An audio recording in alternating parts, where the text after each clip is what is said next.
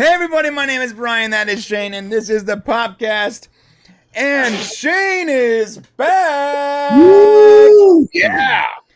You know, I'm not sure where the fake narrative fell apart, but at some point we were like, he got arrested, then he was escaped from jail, then he was in Vegas. I don't know. That was all fun, but regardless, Shane is back, and it's Shane's birthday today. He is a whopping 26 years old. Whoa, yeah. It must be the beard color. Yes. Yeah. And before we go any further, I actually have a little gift for you, Shane. Yes, it's here, right? No, you already got that. Yeah, I'm assuming you opened that gift. Yeah, was I going to share it or something here? No. I have a gift on stream. Yes, I got him lights. I got him lights for his studio because he's always so like either blown out or too dark. There's literally never in between for you. It's the weirdest thing. It's like there's none. It's either pure white or you look like Osama bin Laden, like plotting your next terror attack. Yes. Wait. Okay, yeah. All right, so here's the deal. Because the quality is either the quality is insanely bad or it's so bright it looks like you're about to leap, like Scott Bakula or something. Nice, I would do that. All right, so listen, there is a lot to go over, but I do want to give you your wonderful gift here. So okay, I'm excited, guys. This is for Shane. Hey there, welcome to the Thursday live show. That was wrong. I hit the wrong button. I'm like, I've seen. Oh, here we go. Here's the right button. Oh, happy birthday, by the way. Happy birthday. Happy birthday. Happy birthday, honey. Okay. Happy birthday. Happy birthday to you. I just wanted to wish her happy birthday, but she's been so busy. Happy birthday. Happy birthday. Well, happy birthday, Professor. Happy birthday, my friend. Happy birthday, old man. Happy birthday, George. Happy birthday, sir. Happy birthday. Oh, happy birthday, sir. Happy birthday. Happy birthday. Happy birthday. Happy birthday, Shan. Birthday to you. Happy birthday to you. Happy birthday. This is the most awkward thing I've ever seen in my life. Happy birthday to you.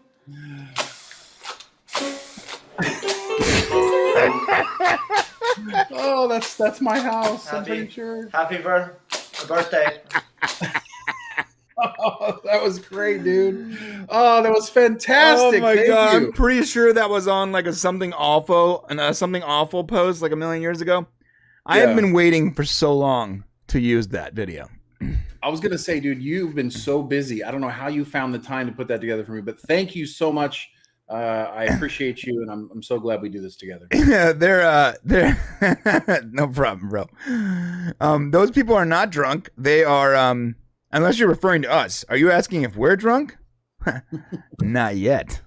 Yeah, a little bit of this and that. No, I think those are just awkward teenagers band at the start of YouTube, and they were trying to be nice. There is so much just outstanding cringe on YouTube. I want to be clear. Some of the best cringe, I mean, some of the best things I've ever seen in my life, I've seen on YouTube. Do you remember the Mark Twain rapper, Shane? Yes, I do. That was fantastic. We played that like over and over again for like 3 weeks. There was I can't find it anywhere. I love that guy. But there is there's a young white rap group, and they look like a bunch of like very rich, entitled white people from like the early 90s. And there's a song called I'm Mark Twain, and the rapper's name is I guess he's Mark Twain. That's his rap song, his rap name. And I tell you what, if enough people ask for it, I'll dig up that video because it's gone everywhere. But I have a copy somewhere, and I'll play it on next week's stream. That. And yes, and it's basically like these early '90s white guys, and they're like trying to act hard. And they're like, "I'm Mark Twain. Know my name? I'm Mark Twain." And they got like these these girls and like these white girls that dance like, and it's like 7 minutes. It's like 7 full minutes of It's just a wonderful 7 minutes. wonderful, amazing cringe. Yes. I'm laughing and I feel bad for these people that they got to be like 40 now, right? Yeah, it's out there somewhere. Yeah, So it's my favorite is Charlie Bit My Finger is always one of my favorites, and of course the Charlie the Unicorn cartoons were like my first YouTube loves. So those are my favorites. Of course, what we do here every day. I mean, yeah. Well, obviously, what we do here is my favorite. But yeah, I will find that Mark Twain video. It's somewhere on my computer, I'm sure. Okay, so who do we got here? Who is rocking in the free world with the Popcast today? Kenneth LaRoque, my boy, Archmage, Frey, Ari, Penny, Chris. Am I missing anybody? And who is in the members section? We got anybody? Oh, we got. Whoa, look. So we got people that have both streams up at the same time. You've learned, guys. That's amazing. So they have both chats running at the same time. Really? Because I can't figure out how to combine the chats in the stream. I wish my computer could show both of them. I can only do one at a time. So Penny here says that he dyed his beard, looks better with salt and pepper. Thank you, Penny. My wife says I shouldn't color it anymore, but I'm like holding on. I'm 49 today, guys, so I'm holding on, you know. So we'll see. Maybe next time I won't do it. Yeah, that Archmage, it is on E-Bomb's World somewhere. But I also have the video, and I even went through like the extra effort of like upscaling it because like my plan was to release it. I wanted to make like a whole Mark Twain like mock channel where I took like clips of Mark Twain. And I released like 1 minute clips of the video. I had this whole idea, then I just there's never enough time for anything, bro. No, there's no time for fun. I mean, did I say that out loud? There's no time for like that kind of fun. You know, when every minute of editing takes like an hour and a half, although we've been talking about playing a video game, remember? Yeah. Yeah. So we are going to be playing Divinity 2. I don't know if you guys have seen this, so let me show you guys. Because if you're gamers out there and you want to join us, we might have a couple slots. Because Divinity 2 allows for up to 4 players. Yeah, so we're going to be playing this game right here. Not on the Stream Deck. We're going to be playing on a computer like a regular person. Holy cow, that looks like going to be crazy for me.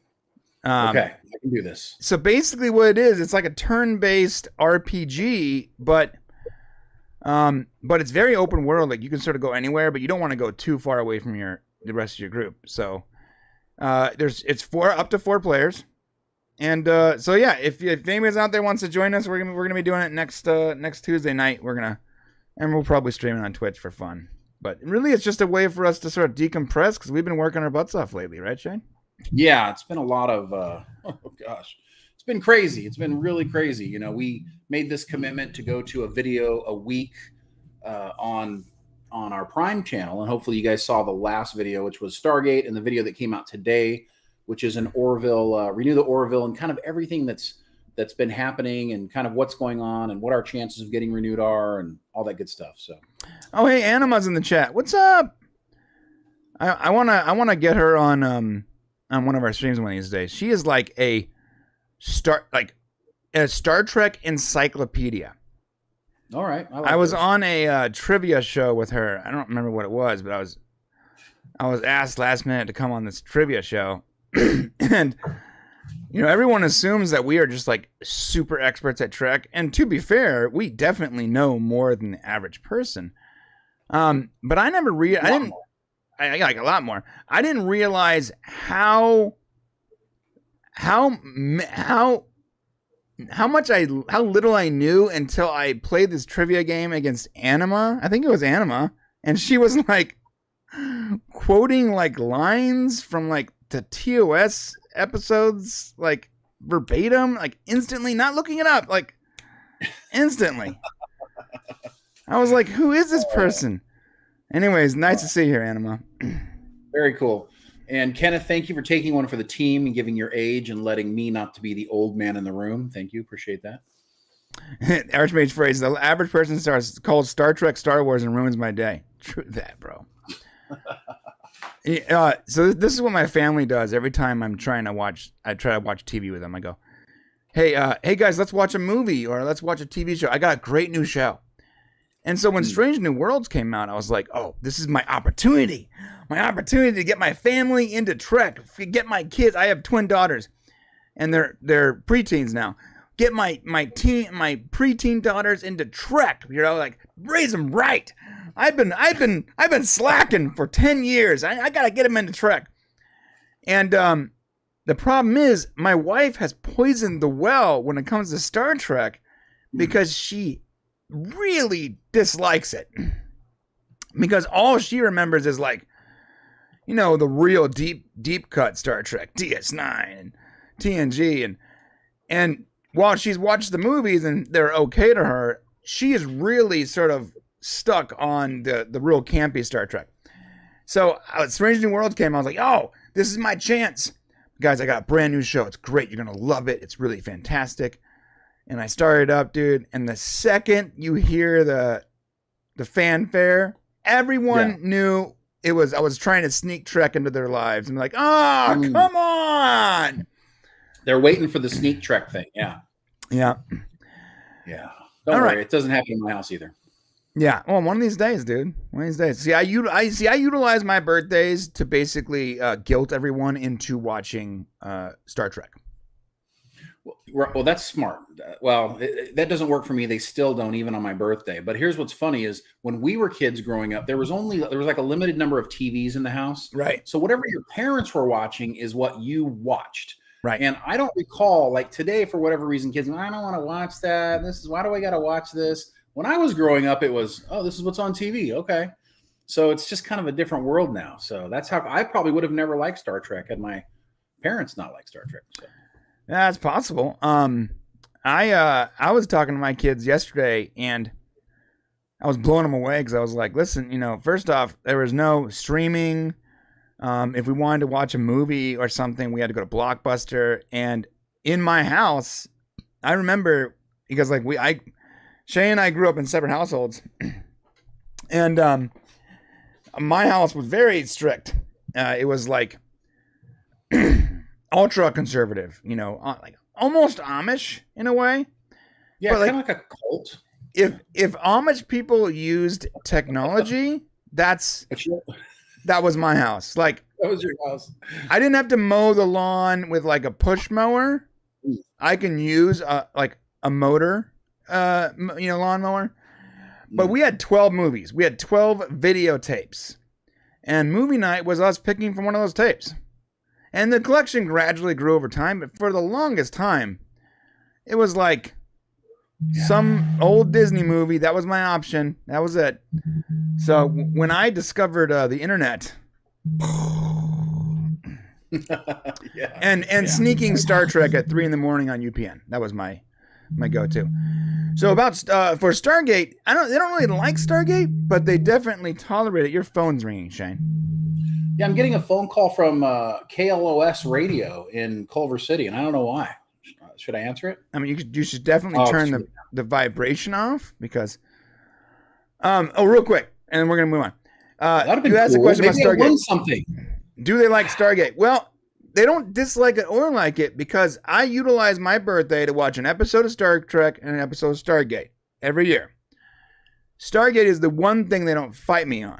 I always get fought on Star Trek, but Stargate, they're okay with. And as we are actually up to the 8th episode of the first season of SG1.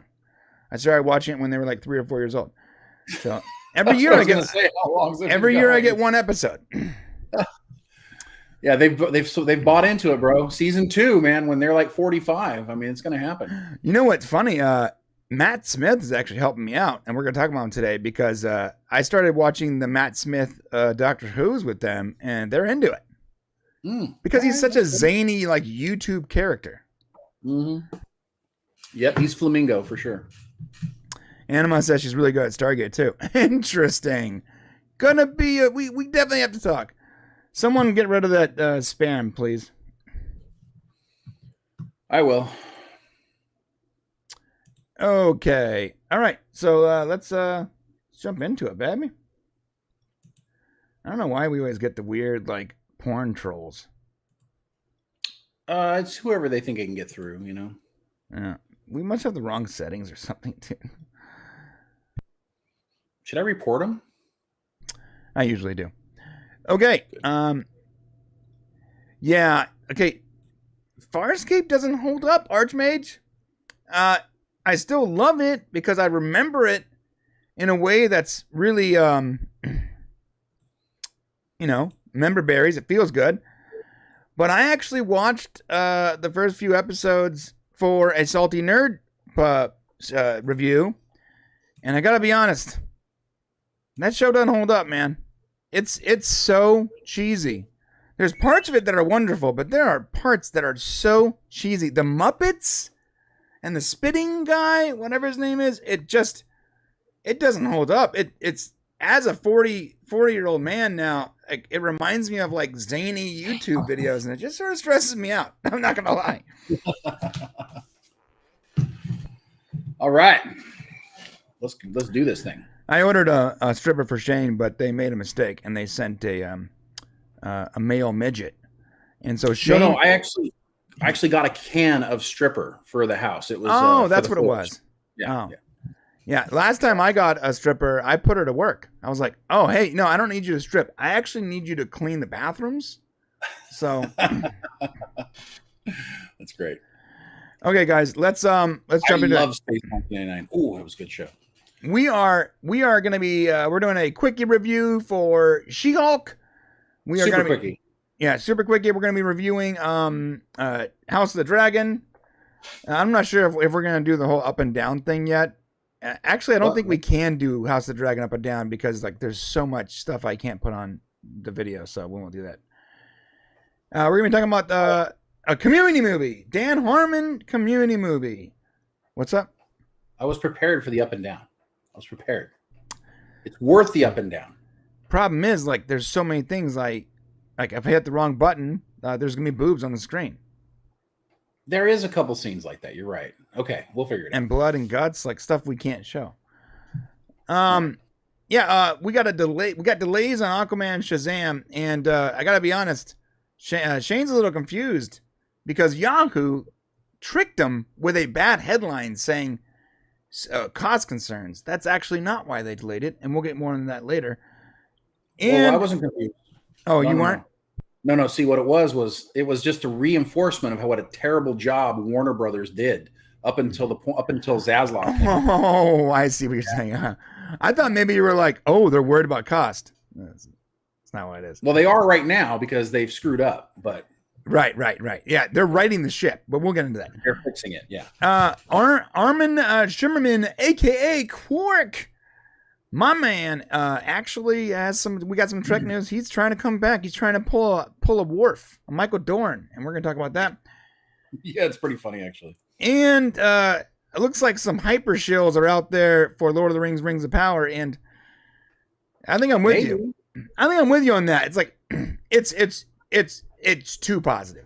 I'm holding it till it comes out. It's not fair until it comes out. You're right. You're right. We're going to talk about it. But you ever see those Amazon reviews where it's like, I love this product. It was awesome. The product was really great and changed my life. Thank you, product maker. Right. Like all those TikTok videos where it's like in some weird, like very American woman voice. Yeah. You know, my husband thought I should play this video game. Ha ha ha. You're like, what the? How do I get these ads? You can't find an American to voice that for you? I mean, come on. The AI voices are creepy because like you know they're wrong. But before, when they were like clearly like just computer generated, it was like, there's some charm to it.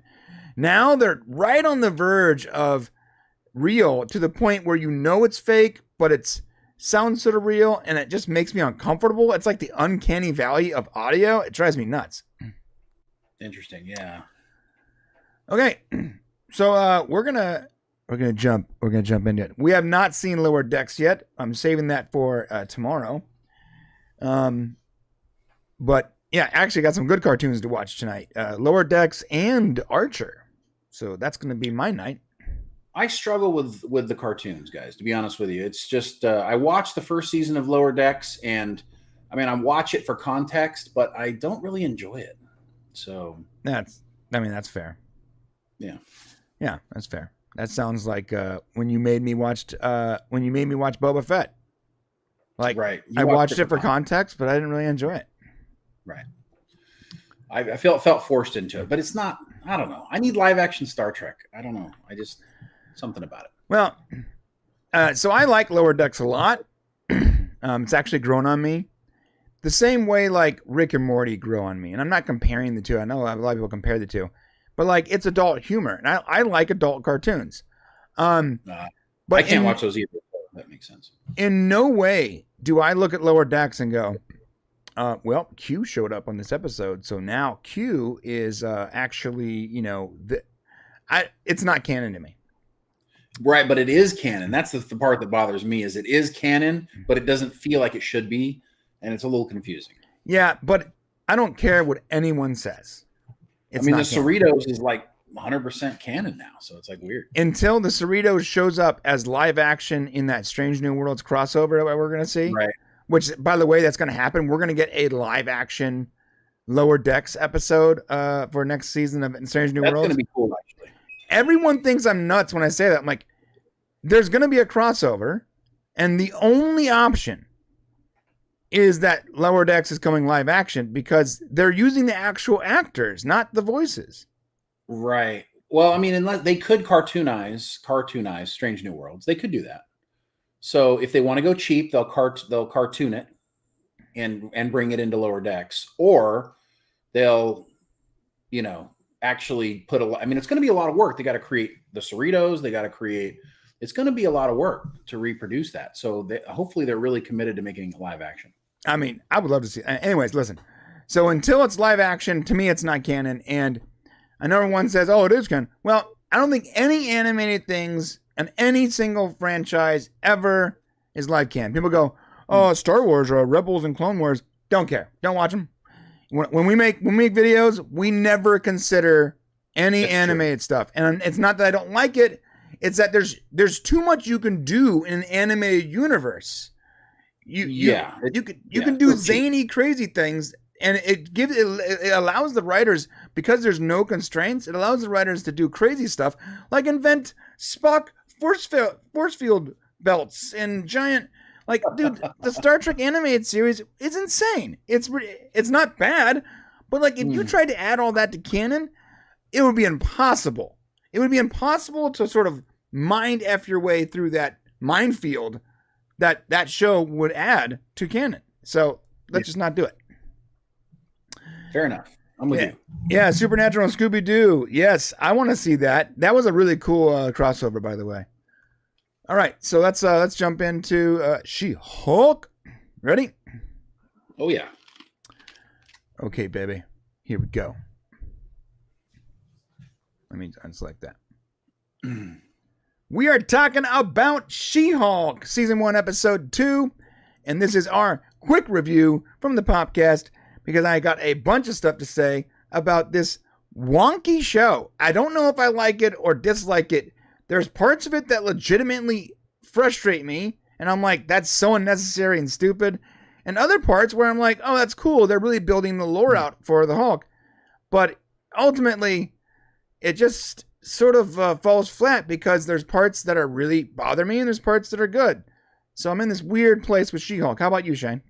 Yeah, no, I got a really interesting. I watched the first one, and I'm kind of the same boat with everybody else. You could tell it's kind of an all woman run show because it has this kind of typical. I wouldn't say Ally McBeal. I'd say like Sex in the City. But it has this like She-Hulk or Marvel character, and then a la lady show, right? And what after 2 episodes, what I've determined is that it's kind of 100% a lady show, to the point where my issue is when they start turning all the men into puns, That's when I start to get an issue. Like they really stereotype all the dudes. Yeah, they're like parodies of men. They're like right.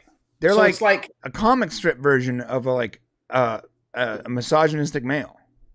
Right, or whatever types of male. Not even misogynistic, even just a jerk, or just how a group of women might see a guy. Yeah, they're very one-dimensional. Yeah. And so it's hard not to give. I mean, here's the thing. I get it. You have a female protagonist. It's really hard not to give a female perspective on the character. I mean, you expect that.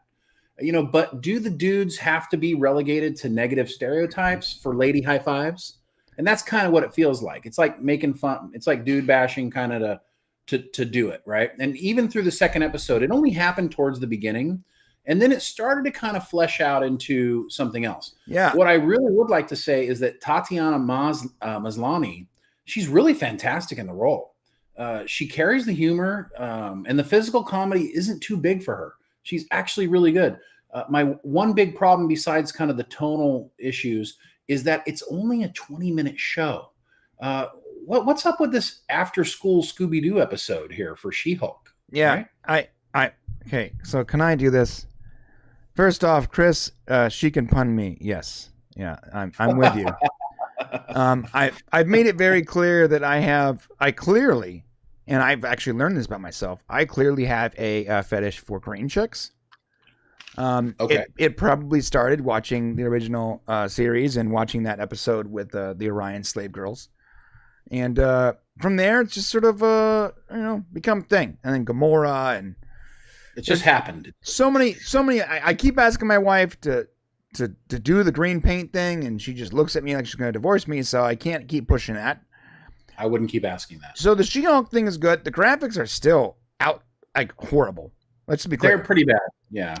I don't know how She-Hulk exists in the same universe as the Hulk. When you look at the graphics, and like clearly they're using like much better graphics or models for the Hulk. Somebody had an explanation for that, and I thought it was actually pretty interesting. They said they have years and years of working on that on Hulk, where they've done many movies and all kinds of stuff, and they're still developing hers. And so maybe they used a lot of treatments from before, and they just haven't had the time to kind of do the detail work on her stuff. And I thought that was pretty reasonable. I don't know if it's true, but it was a reasonable explanation. Yeah, that's reason. I can see that. So, I've come to the conclusion that I'm sort of liking the show. I'm right there with you when it comes to the 20-minute after school specials. I'm confused as to why streaming services are choosing this route. They're choosing this odd structure where like I don't mind if you don't have the typical hour-long format or 30-minute format for a show, that's fine.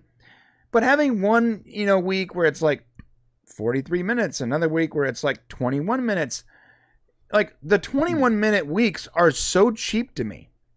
Yeah, I think I know why it's happening. So, Disney Plus or whatever streaming service, they really want you to stay a subscriber for longer. So the longer they can drag out their content, the better. And I think they're just starting to figure out, well, wait a sec, we might be able to keep people around for 14 or 15 weeks, by dragging this out and making it a little longer. Right, but it's not 15 episodes, Shane. Not yet, but they're going to get there. They're going to figure this out, and we're going to start seeing series. I bet we get back our 26 episode things with shorter each week episodes. You know what I mean? So let me get this right. The multi-billion-dollar companies are resorting to YouTube tricks to keep viewers watching. Well, when you're a public company and you're trading on the stock market, if you don't return, that you made money each quarter, then your stock goes down and it affects your bottom line. So you have to show, that you're making a little bit more money every quarter of the year. And they have a lot of tricks in the streaming service to do that. They can extend people, make them stay longer. They can add free advertising. They can make you pay a premium service. So there's lots of things they can do. This is just one thing. 20-minute episodes. If you look at it, you look at your screen, it's like 33 minutes. But like 11 of those minutes is nothing. Oh yeah, they did have a nice outtake. Yeah, 11 of those minutes is like credits, and the credits are getting longer and longer. Yeah. Although that little outtake with her dad was great. The fact that now that she's She-Hulk, he has her doing a bunch of chores around the house. Yeah, that's cool. I thought that was Why did I have to sit through like 8 minutes of phony credits to see that? because they're trying to trick the viewer into thinking the show's longer than it is. Again, these are tricks YouTubers have been using for years to get that coveted 10 and a half minutes.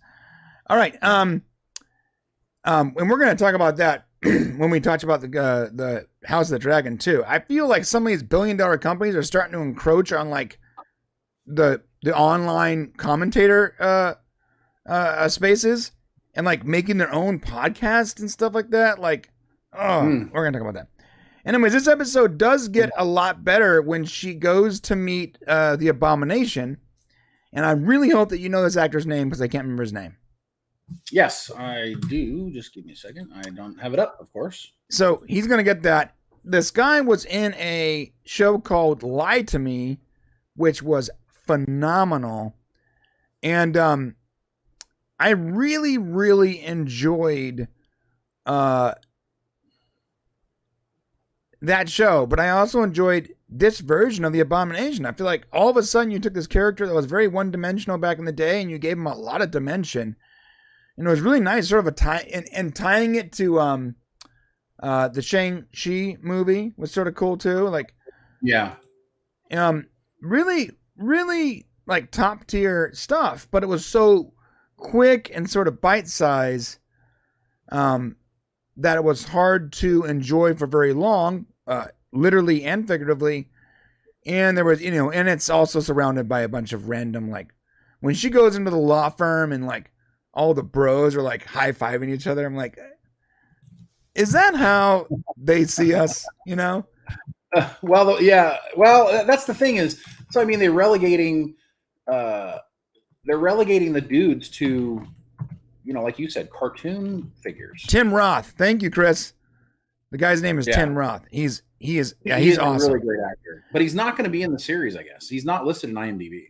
It's interesting because he wasn't, he played the Abomination in the original Hulk movie, which, by the way, didn't have this version of the Hulk, but I guess they're just sort of like making it. They're just connecting the two. Yeah, the Hulk is the Hulk. Yeah. And he wasn't very good because because the movie wasn't very good. Like the writing was sort of all over the place, and they didn't really get to do what they want to do with the character. And it looks like now, like I'm watching Tim Roth play his character. I'm like, oh man, like that movie should have been much better had the studio gotten out of the way and allowed the writers and the studio and the creatives to sort of do their own thing. He would have been, like, what an amazing villain he could have been. But it could have been, yeah, there were also graphic problems and things, so I love that he goes, look, like, in my mind, I was the hero. I was a soldier. I was a decorated soldier that the government sent to deal with a threat. And when I couldn't deal with the threat with conventional means, they pumped me full of, this janky super soldier serum. And then I hulked out and I destroyed half the city or whatever. And now I'm in prison. Like, this guy, he's not the bad guy. Well, yeah, but then he's full of it because he was basically setting her up, and then he becomes the Abomination anyways, remember? Well, no. That was old footage from Shang-Chi. Oh, it was? I thought, no, at the end of the episode, she's like, okay, great. No, yeah. So right?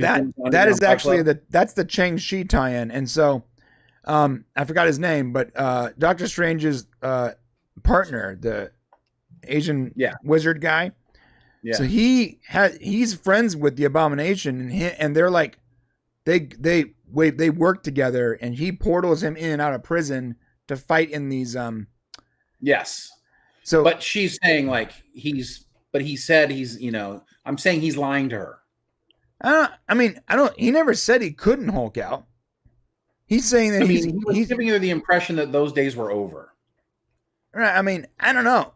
He can control it now, which that's a big deal. Like, the Hulk was a threat because when he turned into the Hulk, he couldn't control his actions.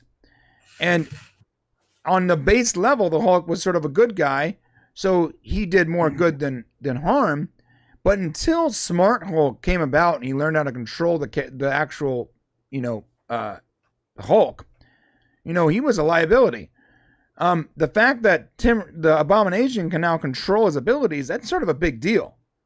And he's working with a hero. He's working with a Doctor Strange, hero. It's like, I don't know. Doesn't seem like a bad thing. We'll see. Yeah.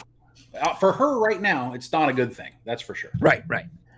And so she gets the job, and this guy is sort of fun. This character brings her the map on the best places to poop. This guy is the guy who's going to be the what did I just call it?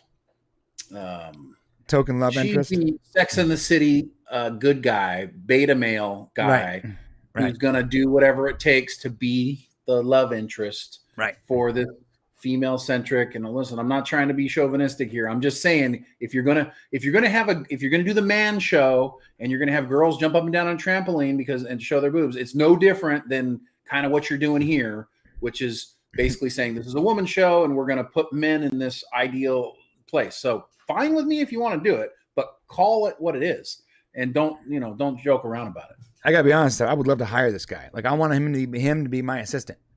Well, yeah, that's why he's there. That's the ideal version of what a man should be for a woman. And so therefore you have feminine tendencies, which is fine because you need to really lock into those a little bit more, bro. Yeah. Okay. Whatever you say, bud. Sorry. Real quick about the boss. I actually liked the boss. I liked that sort of like, I know he's supposed to be painted as like this. He's very stereotypical though. Yep. I gotta be honest.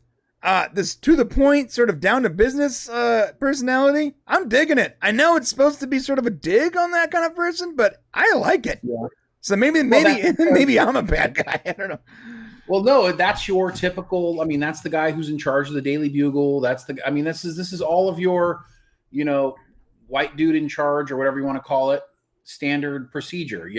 Matter of fact, this is what you need to do. But also giving the opportunity. It's because of him she's getting the opportunity to do this. And it's going to end up turning out well for her in the end. Right. And fast forwarding this meeting with Tim Roth is great.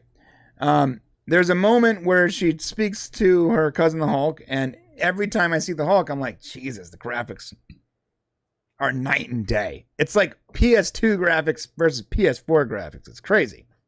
Yeah. And he basically tells her to go for it. That thing that she does where she talks over people when they're trying to answer her, that is actually hyper annoying. I know it's part of her character, but it's very annoying to me. A lot of people do that, unfortunately. And I thought it was kind of nice because they actually showed him being kind of the mentor to her in this situation.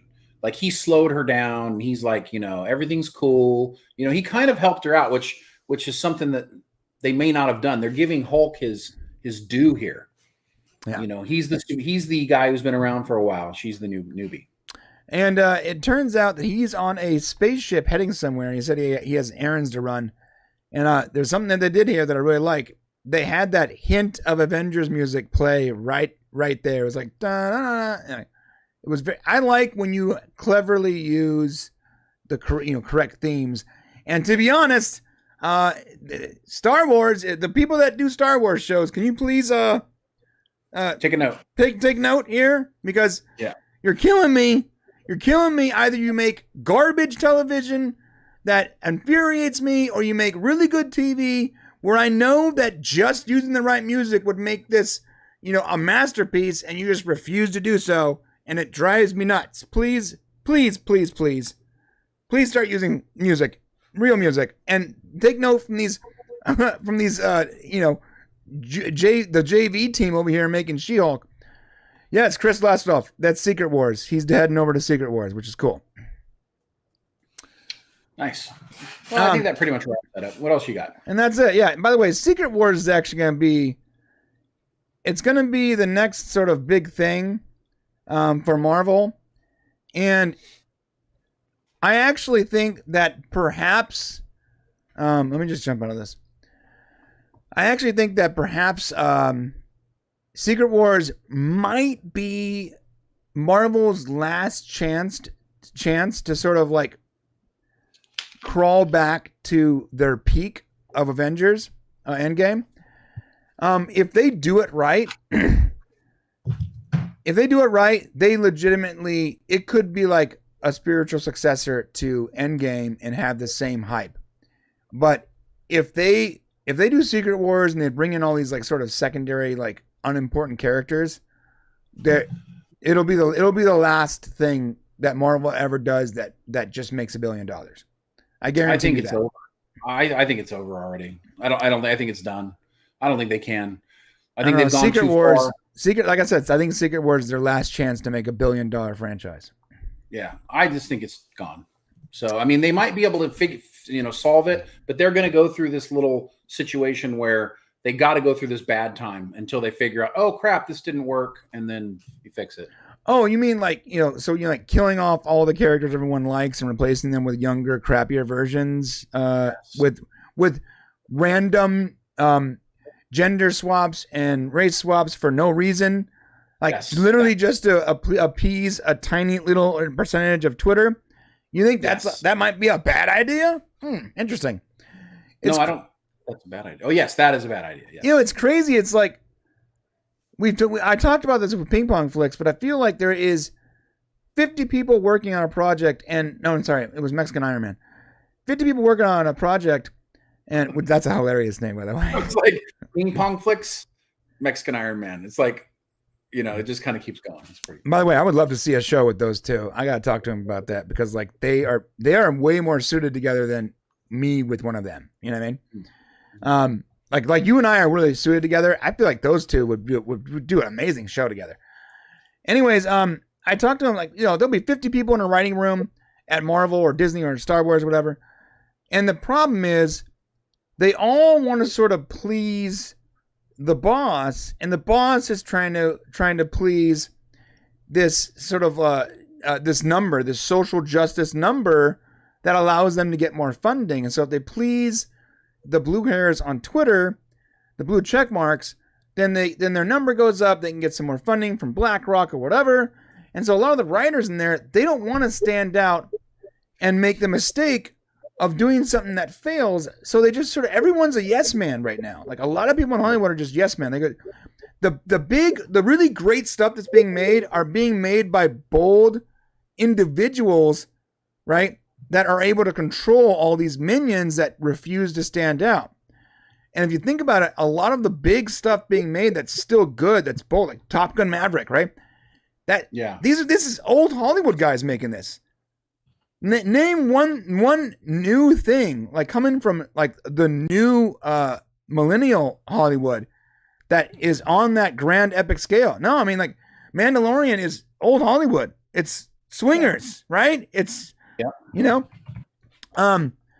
all the best stuff right now. Like even the DC stuff coming out, like James the Aquaman series with Justin Lin. Like these are old Hollywood guys that they just sort of control every aspect of that per project they're working on at that time. And that's why it can be good, because there's no yes. So they are willing to be bold, but a lot of these writers and a lot of these young guys are not willing to be bold anymore.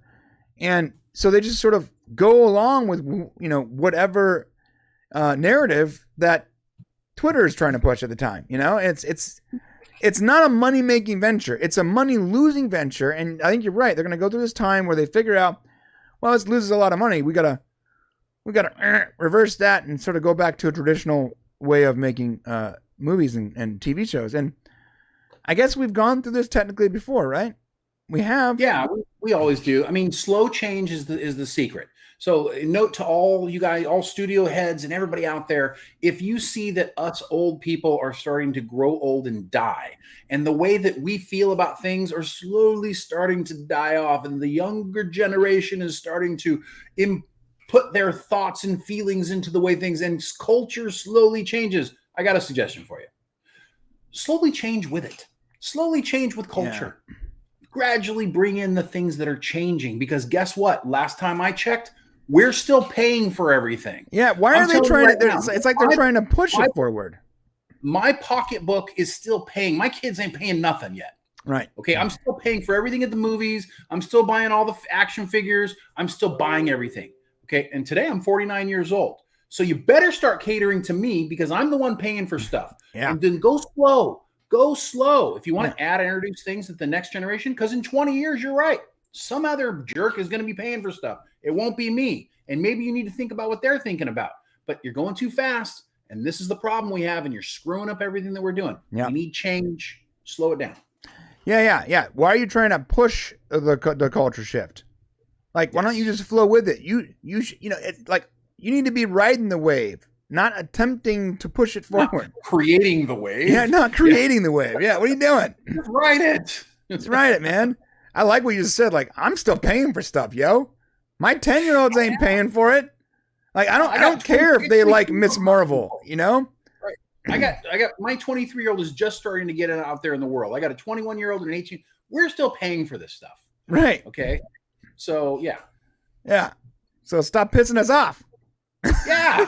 Stop it. Come on. Stick to the good stuff. All right, listen, I forgot. Don't forget to hit that subscribe button if you're not subscribed. Apparently 90% of you are not. And hit that comment section. Let us know what you guys think about She-Hulk. Yeah, we really would appreciate the subscribes. It's a pain in the butt. It's 90. Yeah. It's 90%.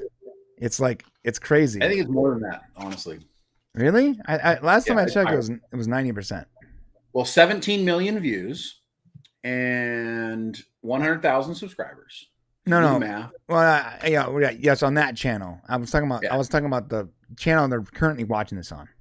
Oh, we have 1,400 subscribers, and I'm like, do you want to know how many views? I mean, like, it's not good. It's even worse. It is even worse.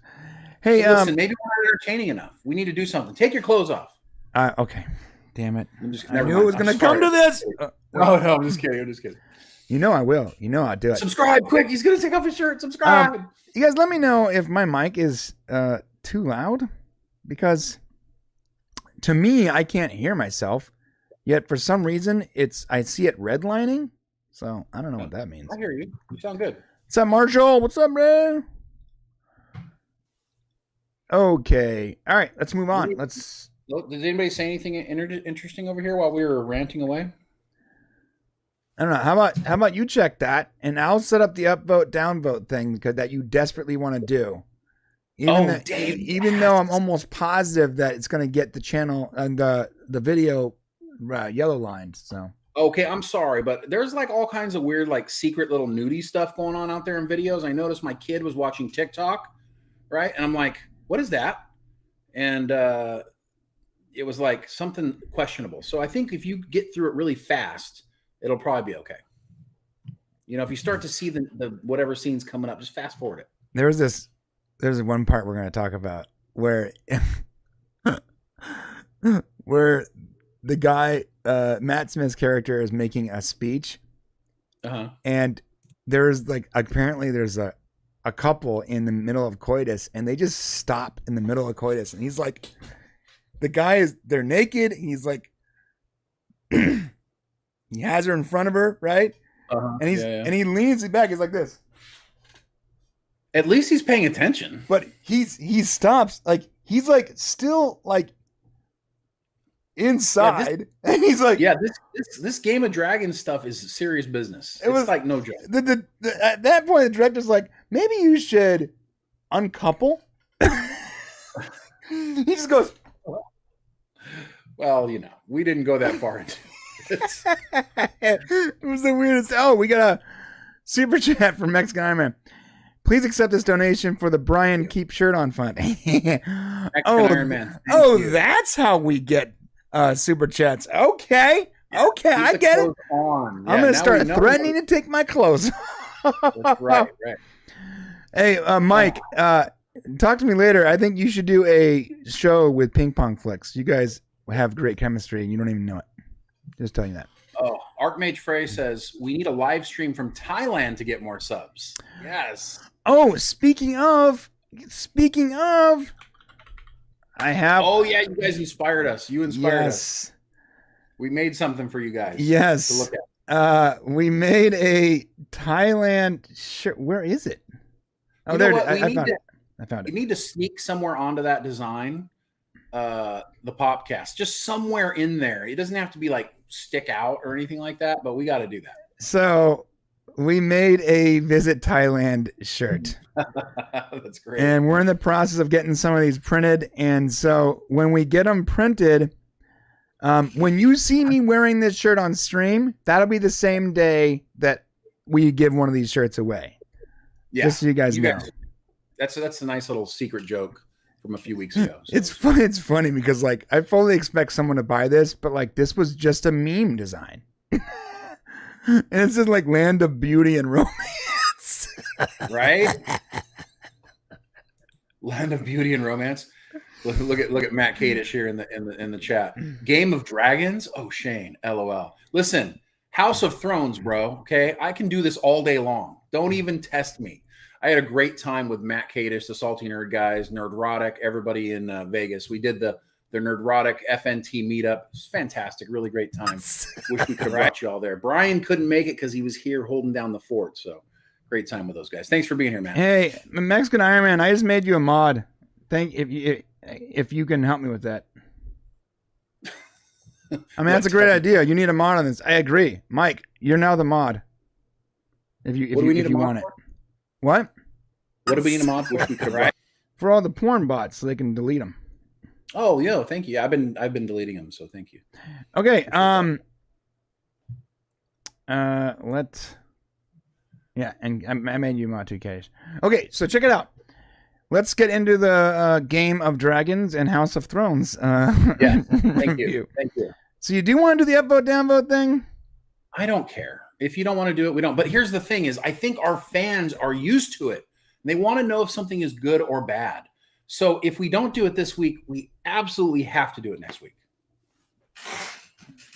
Okay, let's do it next. Let's do it next week so that I can actually. So I have to pre-prepare that. I mean, I can probably run through. Dude, we know when the scenes are coming up. You can know when to like skip. It's not that though. Like I still have to actually pre-prepare that. I'm not prepared for that. I see what you're saying. Let's do it next week. Just worried about fast forwarding. It's not just fast forwarding, yeah. So let's do a regular review, and the next week we'll do up and downs. All right. I'm still gonna like mention some ups and downs, okay? Even if we don't count. That's fine. Can I just say I don't like this? I would have downvoted this, Yeah, okay. All right, here we go, man. Okay. Oh, look at Mexican Iron Man. Like, he took charge in the chat. He's like, roar. Talk about dragon titties.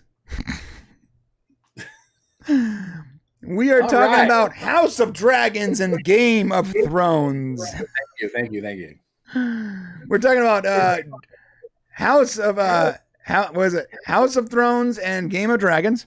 Game of Dragons. I've already done that a couple times. Thank you. Or like what it's actually called, House of Dragons. And episode 1 dropped, and boy, were we blown away. All those interesting articles where it's like, is Game of Thrones past its prime? They're making a PG version of Game of Thrones, blah, blah, blah, blah, blah. Let me tell you something. All those things, everything everyone said is completely false. This is Game of Thrones. And, at least a little more Game of Thrones than Game of Thrones. It almost is more Game of Thrones than Game of Thrones. And the first episode, at least the first episode, is like a masterclass on how to make a prequel. Because my God, and we're gonna talk about it right now. Can I do a little setup before we go into it? Yeah, go for it. Okay, so House of the Dragon is set 172 years before the birth of Daenerys. There's a lot of these names in here for the Targaryens. Okay, so but Daenerys is the easiest one. Daenerys. Yeah, Dany Targaryen. Dany is what I want to use. Yeah. So this show, it portrays the beginning of the end of House Targaryen, the events leading up to and covering the Targaryen War of Succession, known as the Dance of Dragons, if you're a fan of the books. So it's important to note here. Dances with Dragons, featuring Kevin. Oh my God, I forgot his name. The guy from Dance with Wolves. Like Dances with Wolves. Okay. So it says here that during old King Jaehaerys Targaryen's reign, tragedies took his sons' lives, leaving the succession undecided. And this is going into this episode, going into the show. This is what it's about.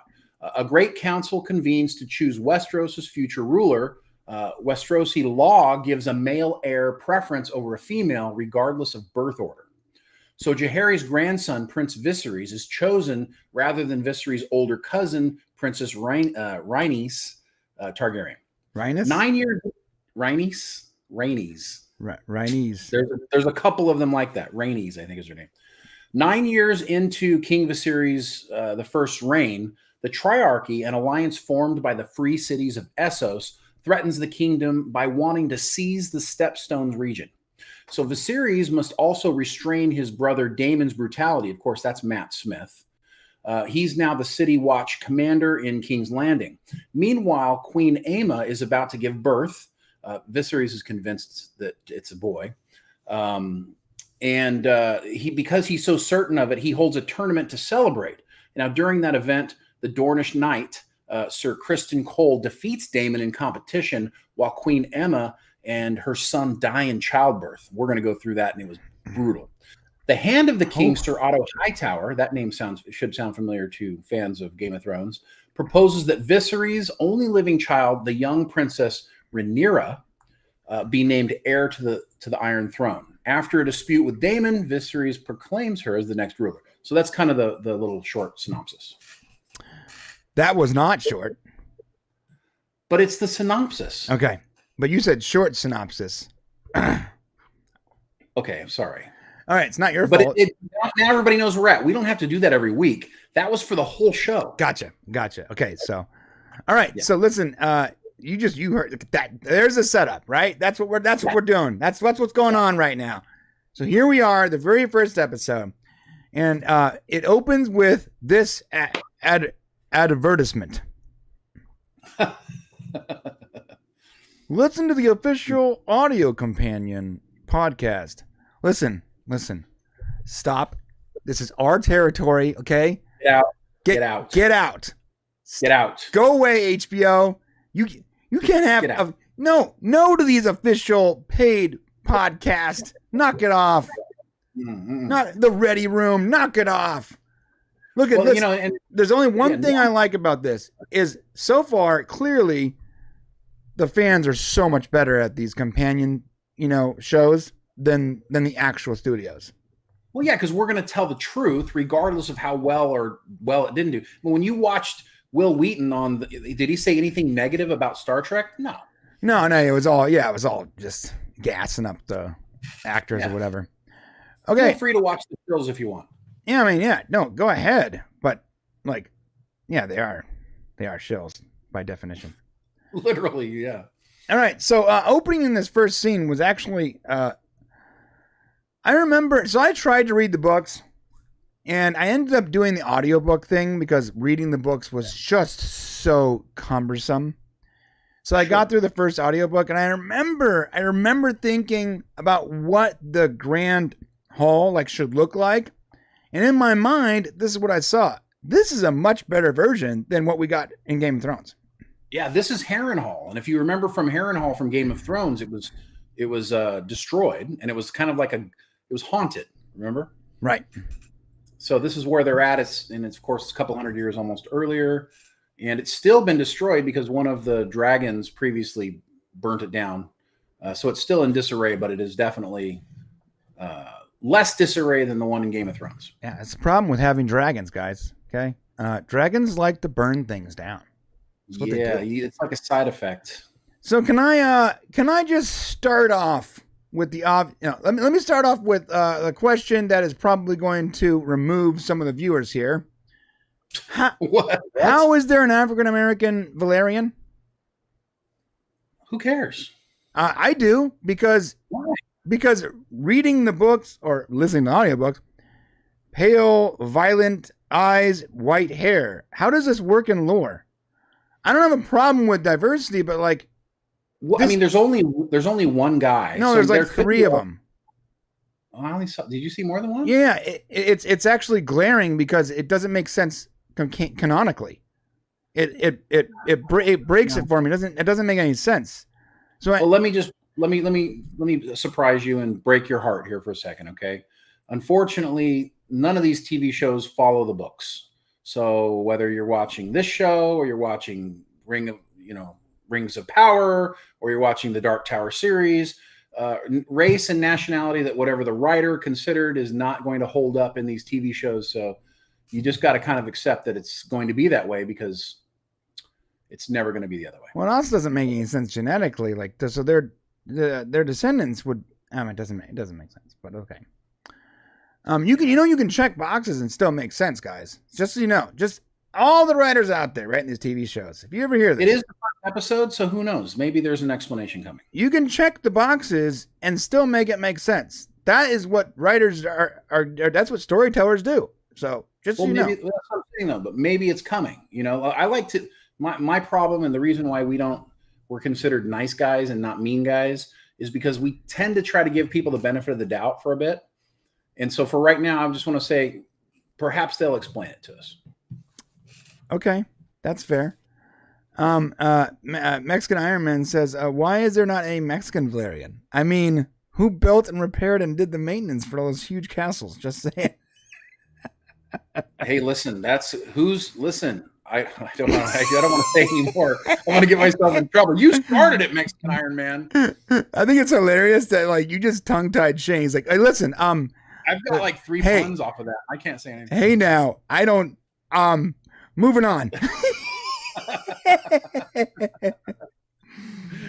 I got so many jokes. Never mind. Okay. All right. So, by the way, Archmage.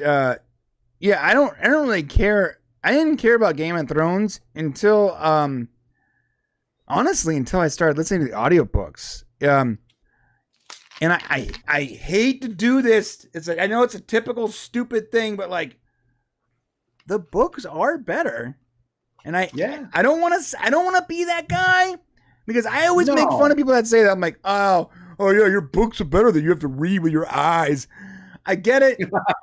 They have to read with your eyes. I mean, I get it because like listen, a good TV show or movie that is based on a book could be better. Like it could be, the imagination of the creator could be better.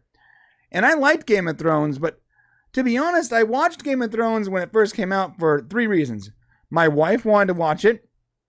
It wasn't a soapy, drama or something that she's typically used to. And dragons. You thought I was going to say something else. I know. I knew. Well, you said it in my mind because you've said it before. Yes. Yes. There was, there was violence and comedy and nudity and dragons and boobs and more dragons.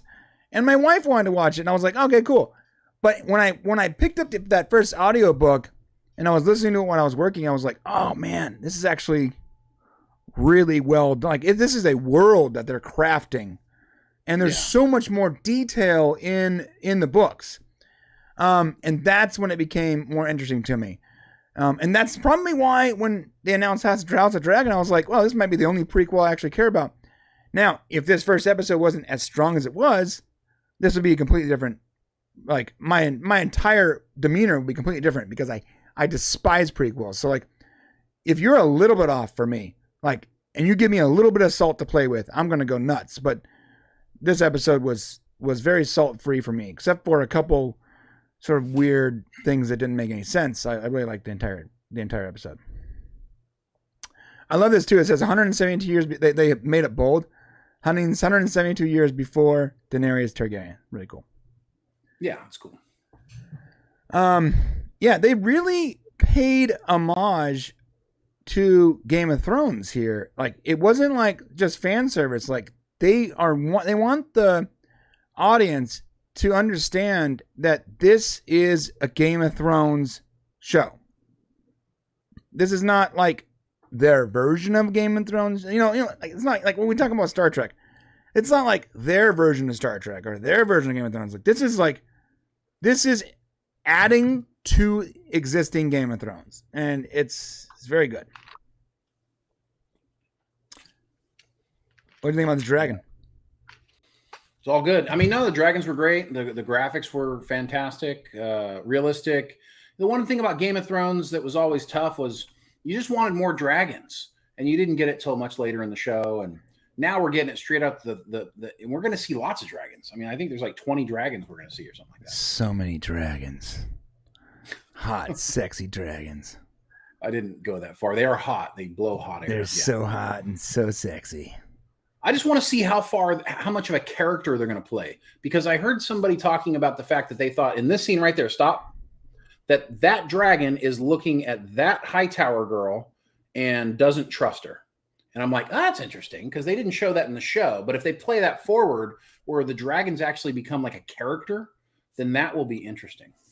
I don't think that's what the showrunners were trying to do here in the scene, because it's blurred out and you can't, like, I guess technically it looks in like the general direction, but I just thought it was an interesting take on it, you know, because the relationship between the Targaryens and the dragons, as we'll learn, you know, is really a charade. They don't really have control over the dragons like people think. They don't have the power, you know, as Viserys will explain in the show. Yes, which I actually love that. Like, you know, people think that we control the dragons. They couldn't be farther from the truth. Like, it is I think the dragons love the Targaryens. That's why they're there. Yes, that's it. They're tied to them. Yeah, they don't have to be there in no way. They listen to the Targaryens because they want to. Like, the second like, they don't want to, it's a completely different story. Right. And that's why they wrecked the hall and that's why they don't listen all the time. the It's throne like your room. dog. You know? Yeah. Your dog tears up the carpet, you know, because it's upset with you. Yeah. Okay. All this. So we get this first scene, yeah. All So the visuals are really stunning. It's really great. You got this initial scene where, how far in did you go here? Did you already do the Jaehaerys making his decision for King Viserys? You're asking me about someone's name. There's no way for me to tell you if that already happened or not. It looks like it, because this is Viserys' daughter growing up a little bit. So Viserys is already king here. Now we're going into kind of the backstory about Viserys and his family. This is the husband of the cousin who King Jaehaerys did not make queen because she was a girl. She's been skipped over a couple times, right? She was skipped over once. I mean, she wasn't picked when Viserys was picked. Mm. So then that's her husband. Okay. Yeah, so we got to figure out. I mean, so the relationship is are all Targaryens married to each other? I don't know. You know what I'm saying? So is he a blood Targaryen? I guess what I'm trying to say Is he a blood Targaryen? That's right. Yeah. So when you said that, I was unclear. Yeah, he has white hair. Right, but that doesn't necessarily mean he's a blood Targaryen, right? Yeah, I don't know. See that? Yeah. So I mean, that question even coming up though wouldn't be a question if you just moved that actor to another character. That's the problem. Like I'm not. There's no racism here. It's more like we're asking a question that doesn't have to be a question here. We shouldn't even be concerned with how he fits in, because it shouldn't. Well, no, I mean, I actually have that question for all of them. I mean, Queen M, I'm not sure, because there is this scene in here where Daemon is with a prostitute, and like they're like set up like someone with white hair so that they look like a Targaryen. Like he can't literally do the deed unless it's like somebody who looks like this little princess here. So there's my thought process is, do all these Targaryens, you know, are they, you know, what's the relationship here? Do they end up marrying their offspring? You know what I'm saying? I think they're really into like the old royal families. Like there's a lot of cousins and a lot of incest going on. I think. Right. That's what I was thinking. And I think it's normal to them, which makes sense, because in Game of Thrones, when Daenerys learns that Jon Snow is like her half brother, she's like, I'm cool with that. Right. So, but you didn't have a lot of that. Most of the other people who married each other, besides, you know, Jaime and Cersei, or, you know, they did marry each other, but most of the people who were together were not of relation. So, dude, this shot with Matt Smith's character Daemon, isn't that great? On the throne, that's a cool shot. Like, I want to put that on a poster. That's rad, man. Guys, just so you know, Matt Damon. Matt Damon. I know, right? Matt Smith was fantastic here, and you know, it's funny. We have Matt Kadish in the chat here, and I tweeted out something that was like, "Is this not the role that he was made for?" And then Matt brought up Matt Kadish. That movie. Matt Kadish brought up the movie that came out recently, with, Morbius. Morbius. It's and I went, Morbin time. He was actually really, really scary in that movie too. So Yeah. Matt Smith's got some acting chops, bro. Morbius was a horrible film. Right, but he was great in it. Yeah, he was actually pretty good. Yeah. Yeah. Intermarriage. Kenneth says intermarriage would explain why they go crazy. Yeah, Yes, it would. that makes a lot of sense. I mean, we're just going to explore it. So maybe I guess we just Although that was actually a big criticism for me with in Game of Thrones, because like Daenerys went from like being like this hero figure to being a villain on a dime. Like there was no gradual transition. It was just like, hello, I am good, savior of all, kill everyone. You're like, whoa. Well, listen, we got some grooming going on here. You see this, right? Yeah, this is grooming, clearly. For sure. You are beautiful. You are so beautiful. Yeah, some serious grooming going Would you like me to give you a milk bath? on. Okay, he didn't say that, but okay. I will give you a milk bath and I will rub your feet Okay, all right. with we need to move my on. nipples. I'm getting uncomfortable. Move on. The visuals here are fantastic. The brunette she's not Valerian, right? What is she? She's the Hightower. Oh, she's Hightower. That's right. Yeah, she's the Hand's daughter. Right. Yeah. The hand is sus, right? He's more like a No, he's like he wants to protect the kingdom. oh, Damon's I see. the scary one. I don't know. I think I like Damon.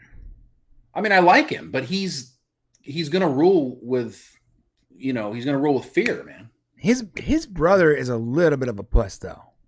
Well, that's the whole point. Yeah. Yeah. Okay. All right. Cool. Let's just get past all this stuff here. Boom. Okay. This was a good scene. So the king's wife is pregnant. She takes a lot of baths, and the what are they called? The maesters. The maesters. The maesters said that her bath can't be that hot. I thought that was sort of funny because like I know in the books they don't have like the fire superpowers that that they gave Daenerys, but in the show, which is what this is based on, the Targaryens are technically like fireproof, right? I'm not sure. I remember that was what it was in the other episode. I'm not sure if it goes back. Like he said, it's a charade, so they don't really have the power of the dragons. And as we all know today, pregnant women don't go into hot tubs. So it just probably made sense. Yeah, but in Game of Thrones, Daenerys came out of the flame. It burned her clothes off and everything, and the dragons were born. Like that happened. Oh, I feel you, man. But in this show right here, Viserys is talking about how it's an illusion. Oh, They don't really have the power of the dragons. so it's an illusion, but not for Daenerys. I don't know. Maybe that was a special situation. Maybe it was. I can't recall if it was, The blood magic or prophecy of something. some sort. I thought maybe it was the witch's blood magic, or Possibly, yeah. We don't know the circumstances. All we know is the legend of the Targaryens. But what they're showing us in the prequel is that that's not necessarily the case. right. So the king does have a wound on his back. Apparently, that was cut. It was a cut from the throne. So he keeps cutting himself on the He throne. said that, yeah. But it doesn't heal, and it's supposed to be symbolism for. See that right there? We just got demonetized. All right, I got to skip through all I this. didn't even see it. All of this is too gnarly for YouTube. So Well, I'm gonna we're stop right pretty here. far into Yeah, let's stop right here and explain what's going on. Damon, by the way, the Kingsguard looks fantastic. I love the uniform. It looks great. And they're going to go and deal with all these sinners in King's Landing, and they just go ham, bro. Like, they're like, yo, rape that one, cut that one's hands off. Well, not rape it. He's saying rapist, murderer. They were enforcing the law. Oh, I see. Yeah, and they just went ham. Like, they filled up, like, carts of body parts, and I'm going to skip past all of it because I don't want to get demonetized, but it was gnarly. And that right there, 22 minutes in, I was like, oh yeah, that's right. This is Game of Thrones. Yes. Like, That was the first, for just a minute, I thought I was watching something different. And then I'm like, oh yeah, Oh, okay. This is Game of Thrones. Hell yeah. We're back, baby. Really good. Chris says Targaryens are not fire resistant. Only Dany. How does that make any sense, man? But, all right. Like I said, she might be like a prophecy or, the Dragon Reborn, remember, or no, that's different. That's the Wheel of Time. Never mind. Too many fantasy shows out there. Yeah. I do like this because the hand was like talking a little trash, and then Damon just like, I'm sorry, what you were saying, what, bro? I don't know, man. I love this guy's character. I know he's supposed to be a bad guy, but my kind of bad guy. Well, he's not that he's a bad guy. That's not it. He's just different. And like you learn later on in the show, he says, I would, you should have made me the hand. I would have protected you. Right. Right. Which means he would have made him strong because he said he was weak. But Rhys Ifans, who plays Otto Hightower here, he's an actor we've seen in a lot of stuff, throughout the years. One of my favorite roles that this guy's in is The Replacements. The Replacements, yes. Yeah, he was a kicker, remember? Oh, he was great. That guy was like comedy gold, man. Cigarettes, right? Yeah. So he's actually really great in this role. He plays a good hand. Yeah. But he's also fearful of, Damon. He's not ready for the level of Game of Thrones. He's not ready for Game of Thrones. He's not ready to play the game of Thrones. Yes. Now Damon's all in, dude. He's ready to go. Right. They've tried to like marry him off to the lady of, he kept talking about his ugly wife or something. I thought that was hilarious. Right. So, it's like you keep trying to get rid of him because he's strong, and if he becomes into power, it's going to be like, this little council won't have any power or control over That's the king, true. So. Yeah, Chris says, Danny's brother died from melted gold. So, yeah, I guess it was specific to Danny.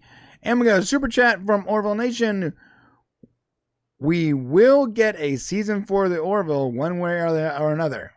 Sorry, I know you guys we'll chat about that right after this. On the topic. Yeah.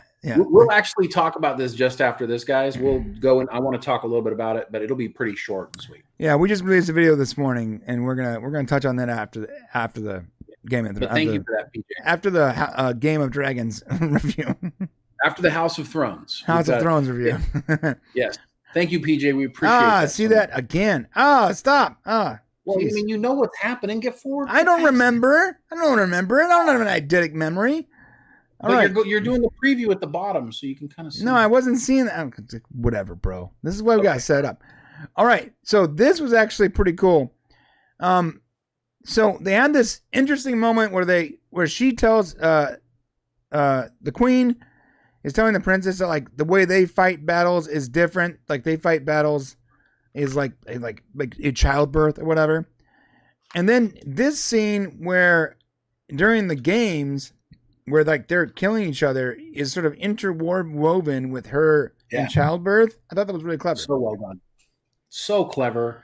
Going back and forth, forwarding the entire story, but keeping it interesting while giving us a break because let's be honest, we were all a little bit like watching it kind of like this because it was like so freaky when she's giving birth and they're getting ready to take the baby.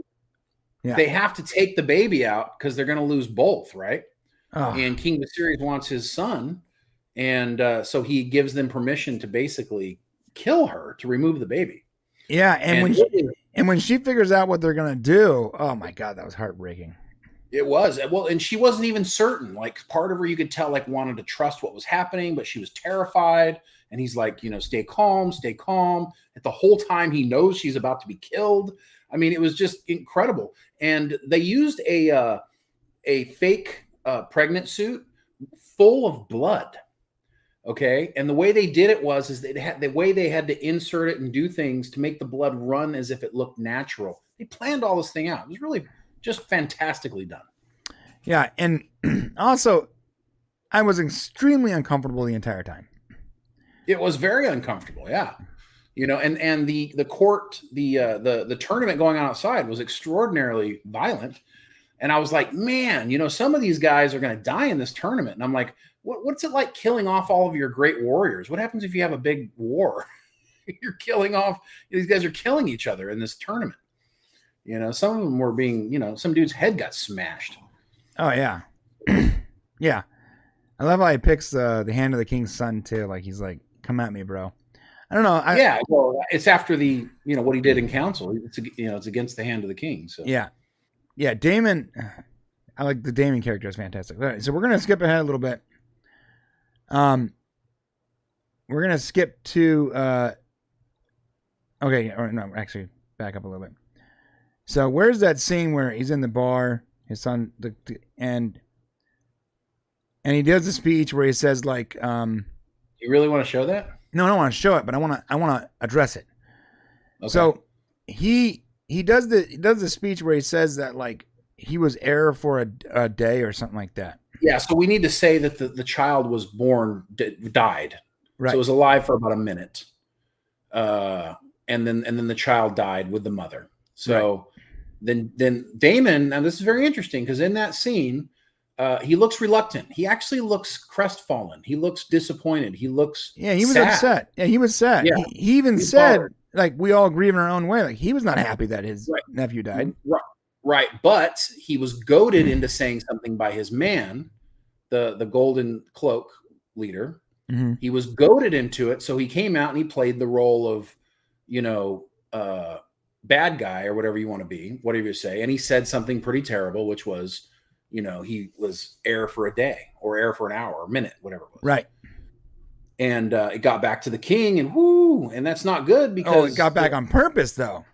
Like I think that was planned. I don't think that was I think they wanted the drunk Damon to say something that'd be offensive. I'm not sure. Well, the Gold Cloak is loyal to this guy, and they haven't showed any little fingering yet. I mean, I guess it's possible.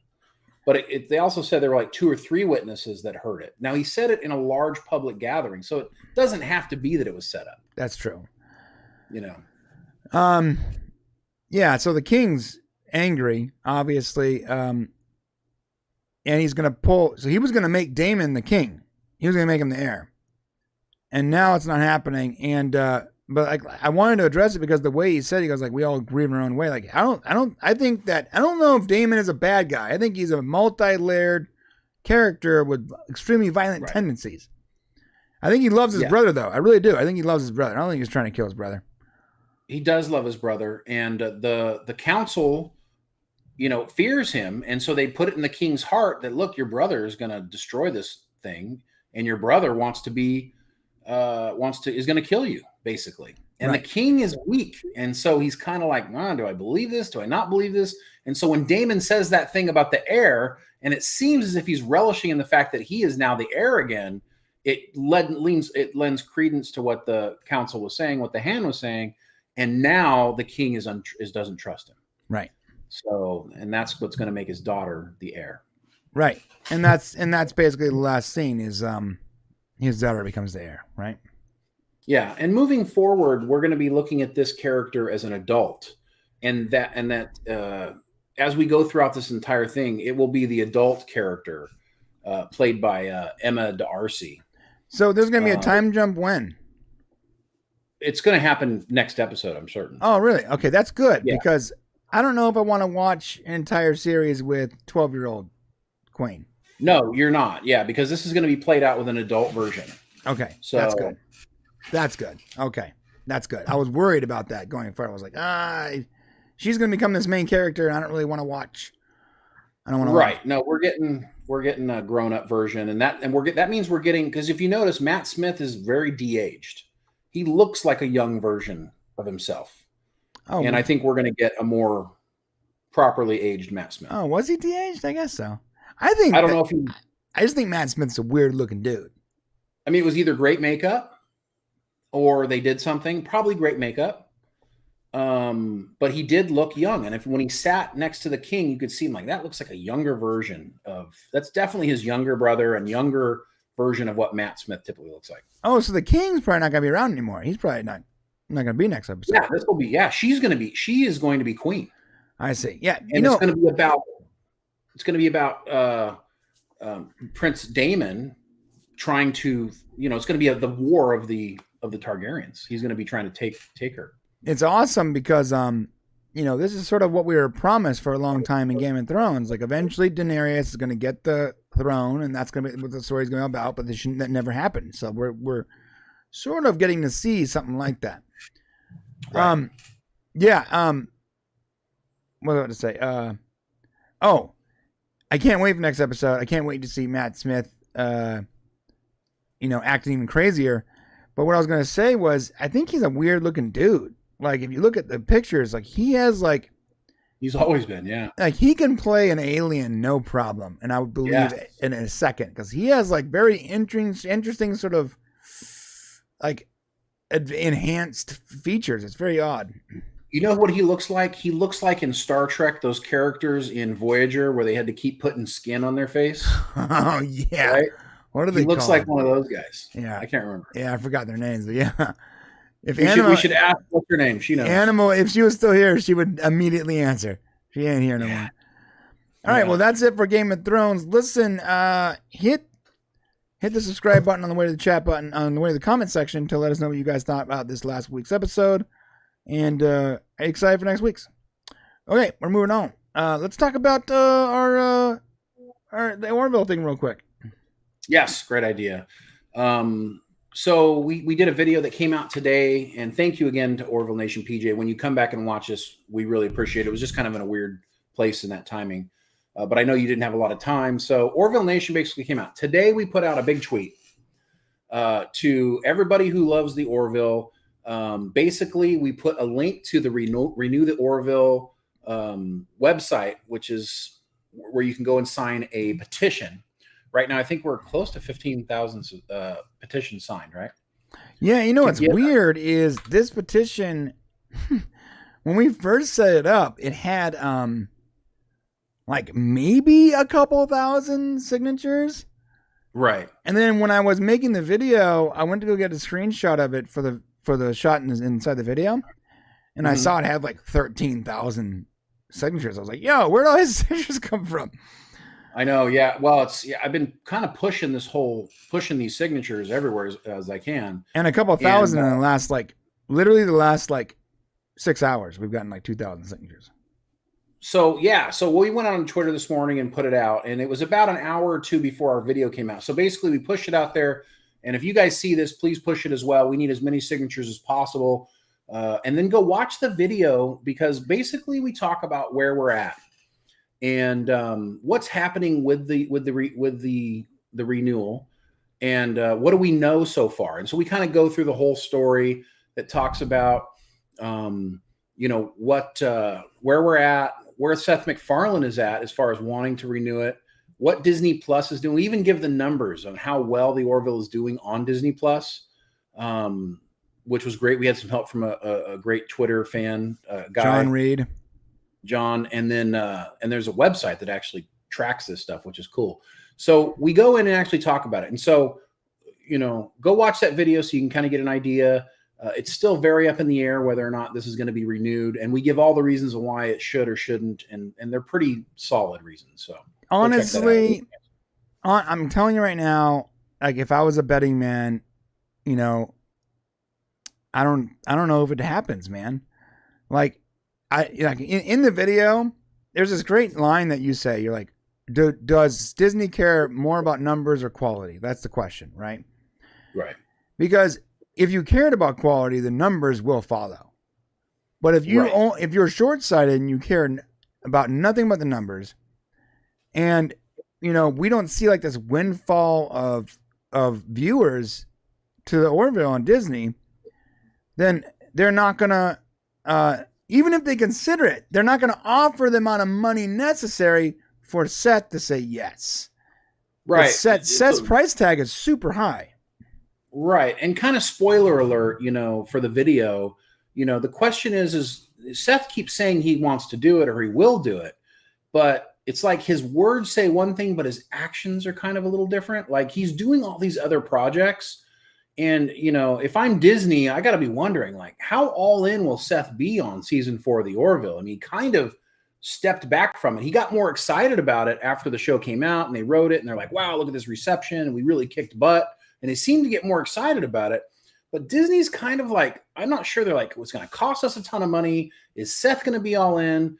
Are the fans going to show up? You're going to find out. It's going to be bad news, guys. You're going to find out this is another science fiction TV show that got canceled too early.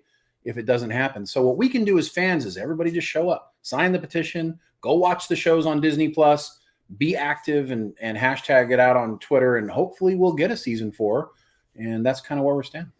Yeah, so science fiction shows are historically plagued with short-sighted early cancellations because of how risky they are. Like, science fiction shows are risky. They cost a lot of money. There's sort of a high ceiling of entry. It's sort of hard to understand it, and it's hard to gain new viewers sometimes to science fiction, because as the universe continues, it gets so complicated and so big that most people don't know when to enter the series. It's a good science fiction requires thought, and and right there you're already removing half the possible viewers that don't want to think when watching something. And then you further shrink that down by increasing the quality of the universe that you're building with complicated canon and really cool ideas, which if you missed an episode 2 years ago, you're not going to understand. So now you're not really going to like that episode.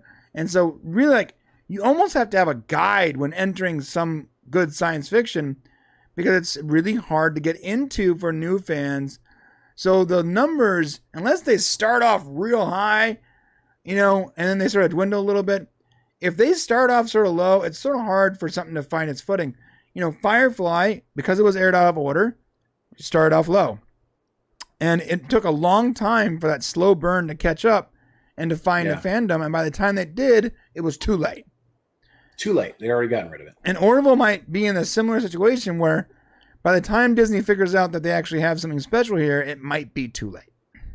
Well, and also part of the problem is, and I hate to keep harping on this, I love Seth. He's young. He's got so much he wants to do. And Joss Whedon, he wanted to keep doing Firefly. He was like, yes to Firefly, keep going. He wasn't giving mixed signals. And I kind of think, I don't know, I could be wrong here. It just feels like there's some mixed signals from Seth on this. And I feel like if he went to Disney and said, I'm all in on this, like, this will be my priority. Well, doesn't every studio want, he's already writing, producing, and directing Ted TV series. If he was all in on it, though, his price tag wouldn't be $40 million. Like his price tag would be lower. He would understand that they're going to risk something, so they have to share some risk. But he's not willing to do that. Of course not. And we don't know what's happened behind the scenes 100%. We don't know what discussions are happening. All we can see is this periphery. And all I know is, like, if you want to make sure somebody knows, look, I'm going to be here to do this, then you got to be like, I'm in. Now, he said, I'm in. If season 4 happens, I'm in. We're going to do it. Right. But at the same time, he's also said, well, we got to figure out things and kind of figure out how to do things. I mean, if they approve it, we'll definitely do it. But I got a lot of stuff going on. So it's like, what message is that sending to Disney executives? And, from my perspective, he wants a phone call from, Disney head exec. Hey, listen, we got an offer on the table, we're backing up the money truck. Come do this. He wants that kind of treatment. That, from my man, and he deserves it. I mean, he's doing great. And to be fair, Joss Whedon was all in on Firefly, but also in the same time producing Buffy, Angel. Buffy was already canceled. So he was doing Buffy stuff still, right? No, it got canceled. So Buffy got canceled, but Angel was still going. He wasn't working on Buffy at the same time as Firefly? He was at the beginning, producing it, but then Buffy was canceled. So, he was also doing those weird web shows with Doogie Howser. He was doing other stuff. He was doing things, but he wasn't he didn't just sign a $200 million deal with NBC. That's true. That's true. Yeah. I mean, and this could be this. It could be Seth I really want to do the Orville, but this is a polite way to kind of move forward, I want to do it, but yet I'm doing it. It's is he just being polite? He really put everything into the show. If you look at season 3, it's the best thing Seth has ever done. creatively, deeply, that's not just a comedy or some funny thing. It's like deep and like thought-provoking and huge, right? It must have taken all of his creative mana to actually do this. And so, maybe he wants to keep doing something else, but at the same time, yeah, I'll do it. They throw enough money at me and, enough people love it. I'm not sure. What do you get? Can I compliment you real quick? Your seamless use of the term creative mana was outstanding. Oh, thanks. It's whatever came to my head. That's how you know Shane's a writer. Like his creative mana, like mana is mana. Well, there's multiple terms, but in video games, mana is like it's the juice you got to use to cast spells, right? That's super clever, Shane. Good job. Thank you. Yeah. By the way, Cody, you're right. I think Bob Cheapskate is doesn't care, and Zaslav would probably greenlight the crap out of this thing. I think so. I think it's hilarious that prior to Zaslav, Warner gave J.J. Abrams the amount of money that they gave him just to think of ideas. Right. Oh my! Like, imagine that. Imagine someone's like, "Listen, I'm going to give you $500 million, and you're going to think of cool ideas that you can then get paid additional amounts of money for." Right. Like, that's crazy, right? He got paid to pick his own projects. It's like the dream. It's like heaven. It's heaven, yeah. Imagine that. We're gonna pay you an insane amount of money, and you get to tell us what we need to pay you for next. Holy crap! And his first idea was, I'm gonna make a science fiction show. That's gonna cost so much money that it's gonna possibly bankrupt you. We're gonna bleed green, and you're not gonna be able to pronounce it. He was trying to figure out how far he could really take it. Like, what can I do? Can I just like take a poop here and then like wipe the turd across the screen and go, it's a space thing? Can I walk into this guy's office, pull my penis out, and just pee on his desk and then ask to get paid for it? Can I do that? That's the end. Yeah. Oh man, J.J. Abrams, dude. That guy. Okay. So that's enough about that. Yes, go watch that video, guys. It is really good. I know I'm saying that as one of the creators of it. I think it's good. It's a good video. I enjoy it. You did a good job. Thank you, sir. It has all the information you need. It's entertaining. There's lots of fun little quips in there. I try to, whenever we edit, I go, how can I take what Shane, because Shane is giving all this like amazing information. How do I like make that as entertaining as possible? I love it. You do it. And so every time there's like every time there's a break or a breath or any time where Shane is going to change his thought, I'm always like, okay, what can I go and just put in there that not only enhances that, but also makes it fun? Yeah, you found great stuff. Like your inserts here are so wonderful. Like it's all Orville stuff. It's just fun. You're really taking it to the next level, man. So I actually did for the first time, I did a foreshadowing insert. And it was when Rob Lowe's character was like, oh, this is awkward. And then you're like, and now we get into a place that's awkward. I'm like, yes. Yeah. I did it. Man. So make sure you guys go check that out. All right. So speaking of Zaslav and Warner Media, what are they called? Before we do that, can we? Yeah, I was gonna say what we're gonna talk about. Then we can go to that. But my question, real quick, what do we call? Is it Warner Media, Warner Brothers, Warner Discovery? What is it now? It's Warner Brothers Media Discovery. Jesus, I think you say Warner Media Discovery. That's so stupid. That's so stupid. Weapons of mass destruction. They were weapons of mass destruction up until now, and now they're just like, oh. And you know what's sad is Zaslav's the guy, and we're going to talk about it. He's the guy who's got to come in and blow everything up, and he's going to look like the bad guy for a while, but it's going to be better when he's done. Yeah. So we're going to be talking about David Zaslav and Warner. specifically Aquaman 2 and Shazam got pushed, and that's probably a good thing. We're also going to be talking about Lord of the Rings, Rings of Powers, the critics. And to be fair, I've actually I actually might know a little more about this particular topic for once than Shane does, because I actually talked to someone on Reddit DMs that had actually, one of the critics actually had seen it, or they said they did. And I might have some interesting insight there.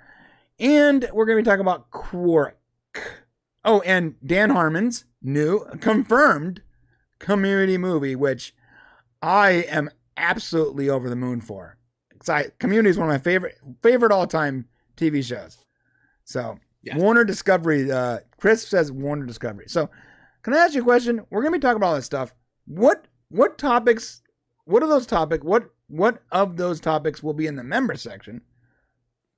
So I know when to stop, when to cut it off. Well, I think we're just going to do like community movie, and then we're going to do like, we got to mention the Henry Cavill thing real quick. We have to at least mention that, yes, because there's not a whole story there, but yeah, and then we'll do the last 3 stories in the member section. Okay, let's do that. Okay, so what do you want to do next? Let's talk community movie. Let's talk about Community. Yes. You guys fans of Community? It's a good, really great show. All right. Yes, it is. It's great. We are talking about Community, the TV show, or should I say, the new Dan Harmon confirmed Community movie existence and release date. Woo! And a lot of people right now watching have no idea what I'm talking about. Community was a little TV show that could. It kept trying to get canceled. Every season, Community was supposed to get canceled. And every season, it somehow defeated the odds. Even when the show itself was, the show was actually, the network was non-existent. Somehow it went to Yahoo and they did a final season on a now defunct Yahoo streaming service.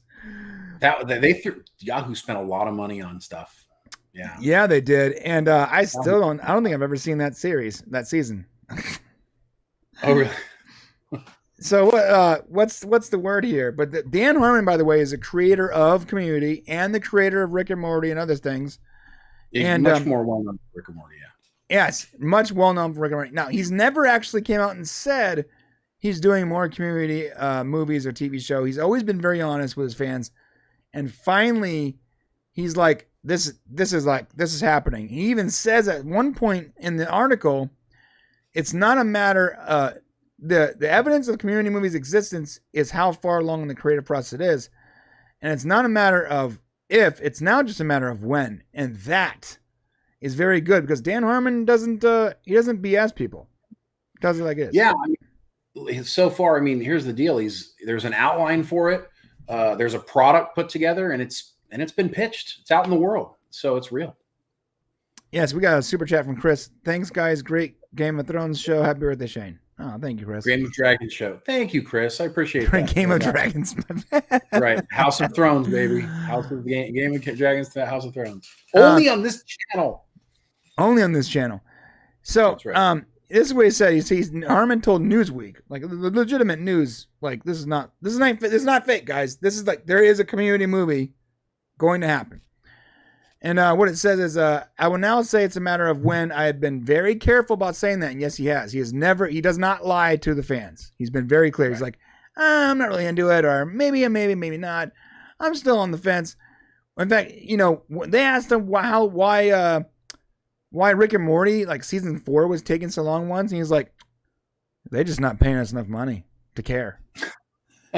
He was so honest. He goes, we like writing it, but like, they're not taking it seriously, so why should we? And it was really weird because all of a sudden they're like, okay, now you have a 10-season deal. Here's an insane amount of money. Go nuts. And they've been making annual seasons ever since. I just love his honesty. It's so hard for people to be honest because you tend to have this fear of like, well, they're going to cut me off. They're not going to let me do it. But Harmon doesn't have that. He's just like, he is just so comfortable with whatever he has going on next. Yeah. Yeah, and at this point, Harmon definitely has that FU money, and he can sort of pick what he wants to do. And the fact that he's picking to do Community is great. Now, to be fair, there was a couple seasons where he wasn't a part of Community, but he eventually came back. So he started off as a showrunner, left for a while, and then came back as a showrunner because it is his creation. It is his creation. And Joel McHale's been very vocal about saying, like, the best Community was the Community where Mark Harmon pushed the envelope.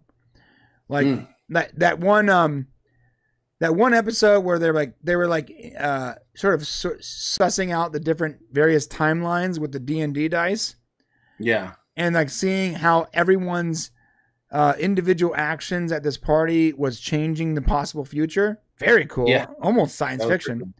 And they run into the darkest timeline where like Joel's missing an arm and one of them's like a serial killer. It was great. And then they pay it off 3 seasons later when the darkest timeline invades the current timeline to try to take their place. It was so good. Yeah. Yeah. You know, it's funny. It's also Allison Brie. Of all these characters have gone on to do other things, Allison Brie has completely captured me in Glow. Like Glow is like, I love Allison Brie. Love that show. I love Allison Brie. Like a great actress. And you don't see it as well in Community as you do when she moves on. If you haven't seen Glow, check that out. Yeah, so here's some of the actors in here. If you guys aren't aware, Ken Jeong went on to extreme fame. Joel McHale, fame. He's back on Talk Soup again, isn't he? No, he did a Talk Soup thing on Netflix for a while. Yeah. Some of the other people here, didn't do much afterwards. But think about this: Childish Gambino, Donald Glover. What is his name? Something Glover. Donald. He's one of the biggest rappers on the planet now. Like he's Childish Gambino. I won't listen to it. What? I won't listen to current music, so I have no idea. I mean, I get what you're saying, but he is extremely well respected, infamous rapper now. John Oliver from Last Word with John Oliver is, and the guy from Breaking Bad was also in it. That's like, here's the question: is Chevy Chase going to come back for the movie? Yes, and the reason I didn't mention Chevy Chase is because I don't think Community wants you to mention Chevy Chase. I'm sorry, you got to. He's part of what made the show successful. Yes, but the problem is, out of all the only cast member that every other cast member has went on a record saying they don't want to work with again is Chevy Chase.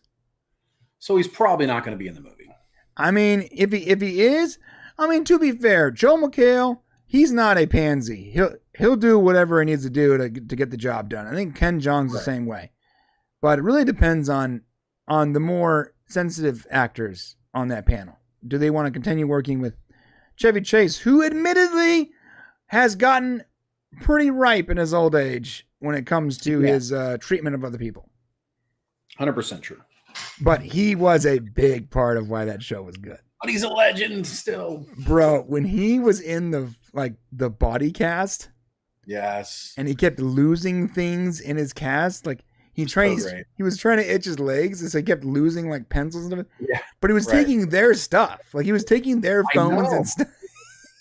It was great. I mean, listen, I'm sorry. I know he's a problem for the show, but he's great. He was great in the show. Yes. The relationship between him and Danny Glover. I think it's Danny. Is it Danny Glover? Donald Glover. My bad. It's Donald Glover, yeah. Donald Glover. There is a Danny Glover. There is. That's why he's a lot older. But the relationship between Chevy Chase and Donald Glover was almost like you almost had to think like, are they really good actors, or do they actually have like that chemistry off stage? Because it felt like in this little show, it felt like they were like these sort of star-cast friends where Donald Glover started off, by the way, in the first season, he had not found his acting chops. Mm. Yeah, he was fresh. He was super fresh, but he finds it. And he starts off as like this sort of stereotypical black athlete, right? And then he sort of falls in love with the character, and him and it's Abed. Abed, become really connected. But then his relationship with almost a father figure type relationship with Chevy Chase was out of the box. because you Yeah. have this like super racist character who ends up Mhm. like loving and caring for this like, kid basically that needs his help. It was It heartwarming. was great. No, I think Donald actually stepped out of the box when him and Abed started doing those end of the show raps and like songs and stuff like that. I mean, I think that creativity sparked him to help him become the Donald Glover he is today. But in the morning. Yeah. Yeah, it was great. So, yeah, what do you guys think? Hit that comment section and let us know what you guys think about a Community movie by the creator himself with the original cast. Sounds fantastic. Can't wait. Yes, you're right, Archmage. Joel McHale is Starman in the new season of Stargirl, and I saw Stargirl, and there was this reveal moment where such a great scene. I don't know if you saw it, Archmage, but Stargirl was like basically losing the fight, right? And then all of a sudden, she gets a grip on her staff, and the camera pulls down, and there's Joel McHale, Starman, and he's like, "I got you, lady," or something like that. It was like so good. It was like such an amazing reveal. I remember rewinding it like 3 times. Like, this is such a great scene. That show is so underrated, and no one knows about it. And I didn't know that. I don't know what's going on. It's like, I heard about it, but I didn't. It's not gotten. Where's it on? Where's it airing? It's on HBO. Maybe that's the problem. HBO's having some trouble right now. Well, it's really good. It takes like the old, almost like the old Batman camp, and it's almost like a modern version of that with like real stakes and like characters actually like die and stuff. Like I'm almost done. I'm almost done with Glow. Maybe I'll give it a shot. It's a really good show. And Joel McHale, the second he shows up, you're like, like he just kills it, bro. Just takes it away. Like he elevates that show somehow. Oh, and there's too much to watch. Not for me. I'm out of stuff. What's that guy? Out of stuff. This is not possible. Yeah, there's more to do out there. There's no way. No, for me, it's like everything's week to week now, bro. Just waiting for the next thing to come. I don't know how you do it. Well, I can think of 10 things I need to watch that I just haven't. Name it. Name 10 things right now. All right. I need to watch, Stargirl. I need to watch Superman and Lois. I need to watch everything on Apple TV that's like 5 or 6 shows. I need to watch. I mean, I can get to 10 pretty fast. That's true. So Luke Wilson's in Stargirl, and he does a really good job too, by the way. I like him. As far as Apple TV goes, let me tell you what you need to watch. You need to watch. I can't get into it. I can't access it. When you eventually access it, you need to watch Mythic Quest. Yeah. You need to give C a try, even though for me it's a little dry and slow. Even though I love the actors, it's a little dry and slow. Ted Lasso, outstanding. Yeah, I gotta see that. And there's this For All Mankind. I want to see that. I tried. I couldn't get into it. I gotta watch it. Rob's saying it's fantastic. I gotta give it. Who's Rob? Robert Meyer Burnett. Yep. Okay. But there's a. Is it cerebral? Is that why? Yes. Yeah. That's my cup of tea.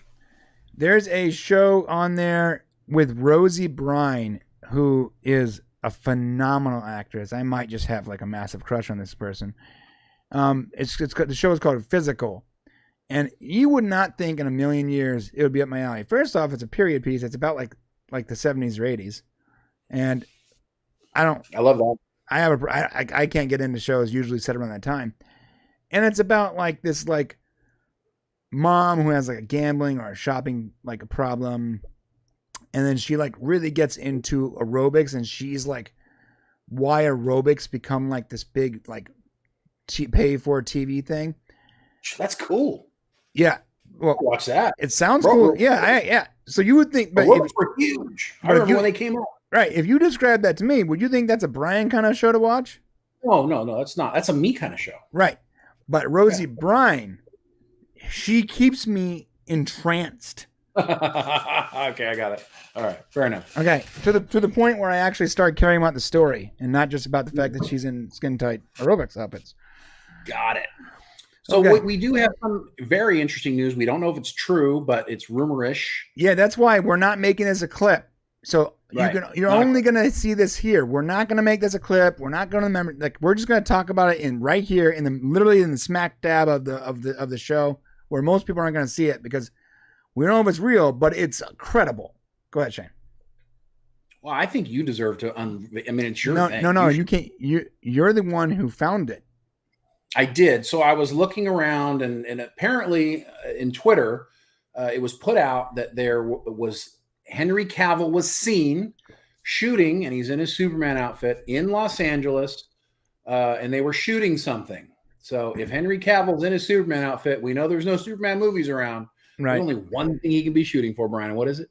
Black Adam or Shazam, And probably an end credit scene, right? Yeah, or Aquaman. Yeah.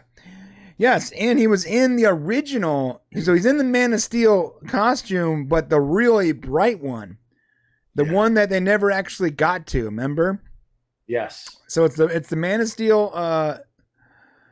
So the fact that it's the Man of Steel costume means that it's set within the Zack Snyder universe because that costume is specific to that universe. So it has implications if it's true. Yes. So if he is back in the suit and he's doing an end credit scene for either Black Adam or Aquaman or something, probably Black Adam,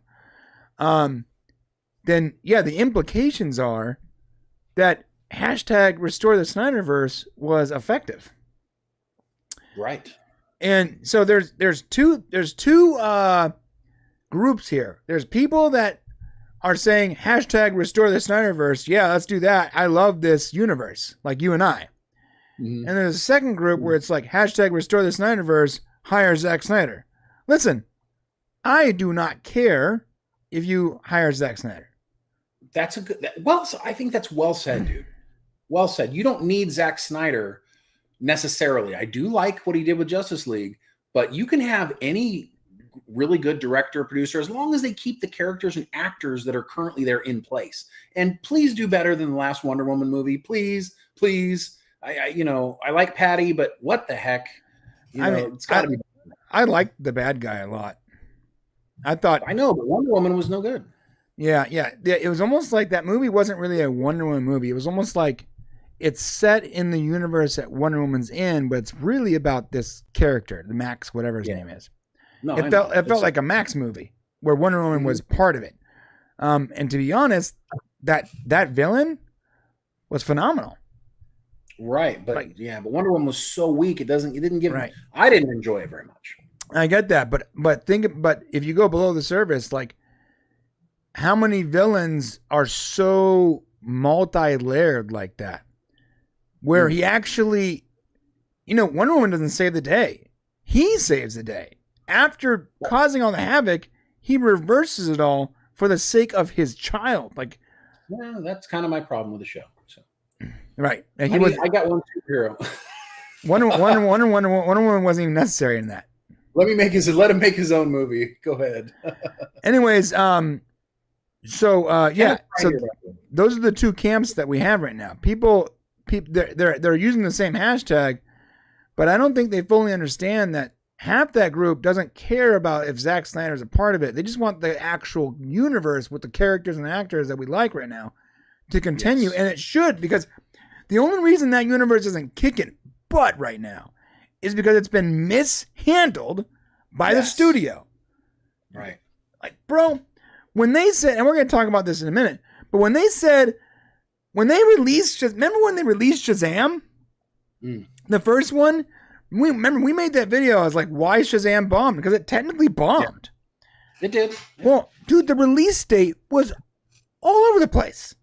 Like, do you remember the first Shazam release date? It was we did a whole video about it. I do want to, while you're looking it up, I'm going to just say Kenneth is right here. No pictures. It didn't happen. So that's why there's no clip here about Henry Cavill, and it is still a rumor, but I really hope it's true. Yeah, I do too. And to be fair, there's a lot of evidence, I guess, hyperbolic evidence to back it up, but there's nothing specific yet. Yeah. So Shazam came out April 5th, 2019. Killer. Great date. Sorry. And it was a Christmas movie. Should have let it out. I know. They should have let it out in September. So Shazam, first Shazam came out in April, and it was a Christmas movie. Like, it was set in the Christmas time, around Christmas themes and everything. And Merry Christmas. Christmas. Go a little further. Right. Make it to June. It's so weird. And then this movie was going to come out, and it was a summer movie being released in December. December, right? Yeah. Right. And we're going to talk about that because Zaslav was like, yeah, listen, that's batshit crazy. We're changing that. That was like, that's his words. Yeah. Well, we're going to talk about that in the member section because we've got 3 more videos for our members. So, well, we've been here for a couple hours now. It's been a good ride. So Shazam was fantastic. You're right, Archmage. We are going to go to the members section. I'm picking it up right now when Shane's like, okay, so we've been here a couple hours now. Let's I think we're like 2 hours and 20 minutes into this live show, which has been fantastic, and I've loved every second of it. But we got to go talk to the people who are taking care of the channel. Yes, so come on over to the members section. You can find us by either going to the link in the chat, the link in the description, popcast.co/join, the text you see on screen right now. Or if you literally just do nothing, like if you when this ends and you do nothing and just let YouTube take over for 30 seconds, it will literally just take you there. Okay. Oh, nice. I have made it so easy for you to get to the members section. I can't make it easier. I can't. Right. All right. Yeah.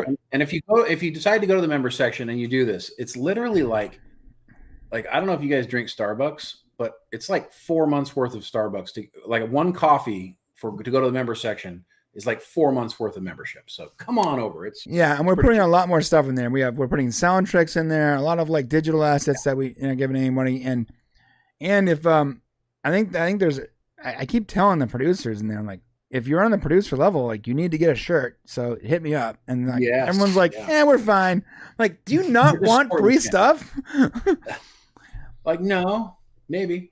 All right, guys. Anyways, we're going over there. Listen, if you're not coming over, that's cool. No problem. We'll see you next week. Please hit the subscribe button on the way to the comment section to tell Shane, happy birthday, old man. Oh, it wasn't a mean one this week. Thank you. Usually I'm peeing in the pool or something. Yeah, I was going to make it bad, and I decided not to make it bad. Oh, man, I appreciate you. And on the way out.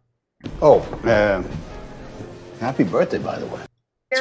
Happy birthday to God. you. Oh, that's so. Oh.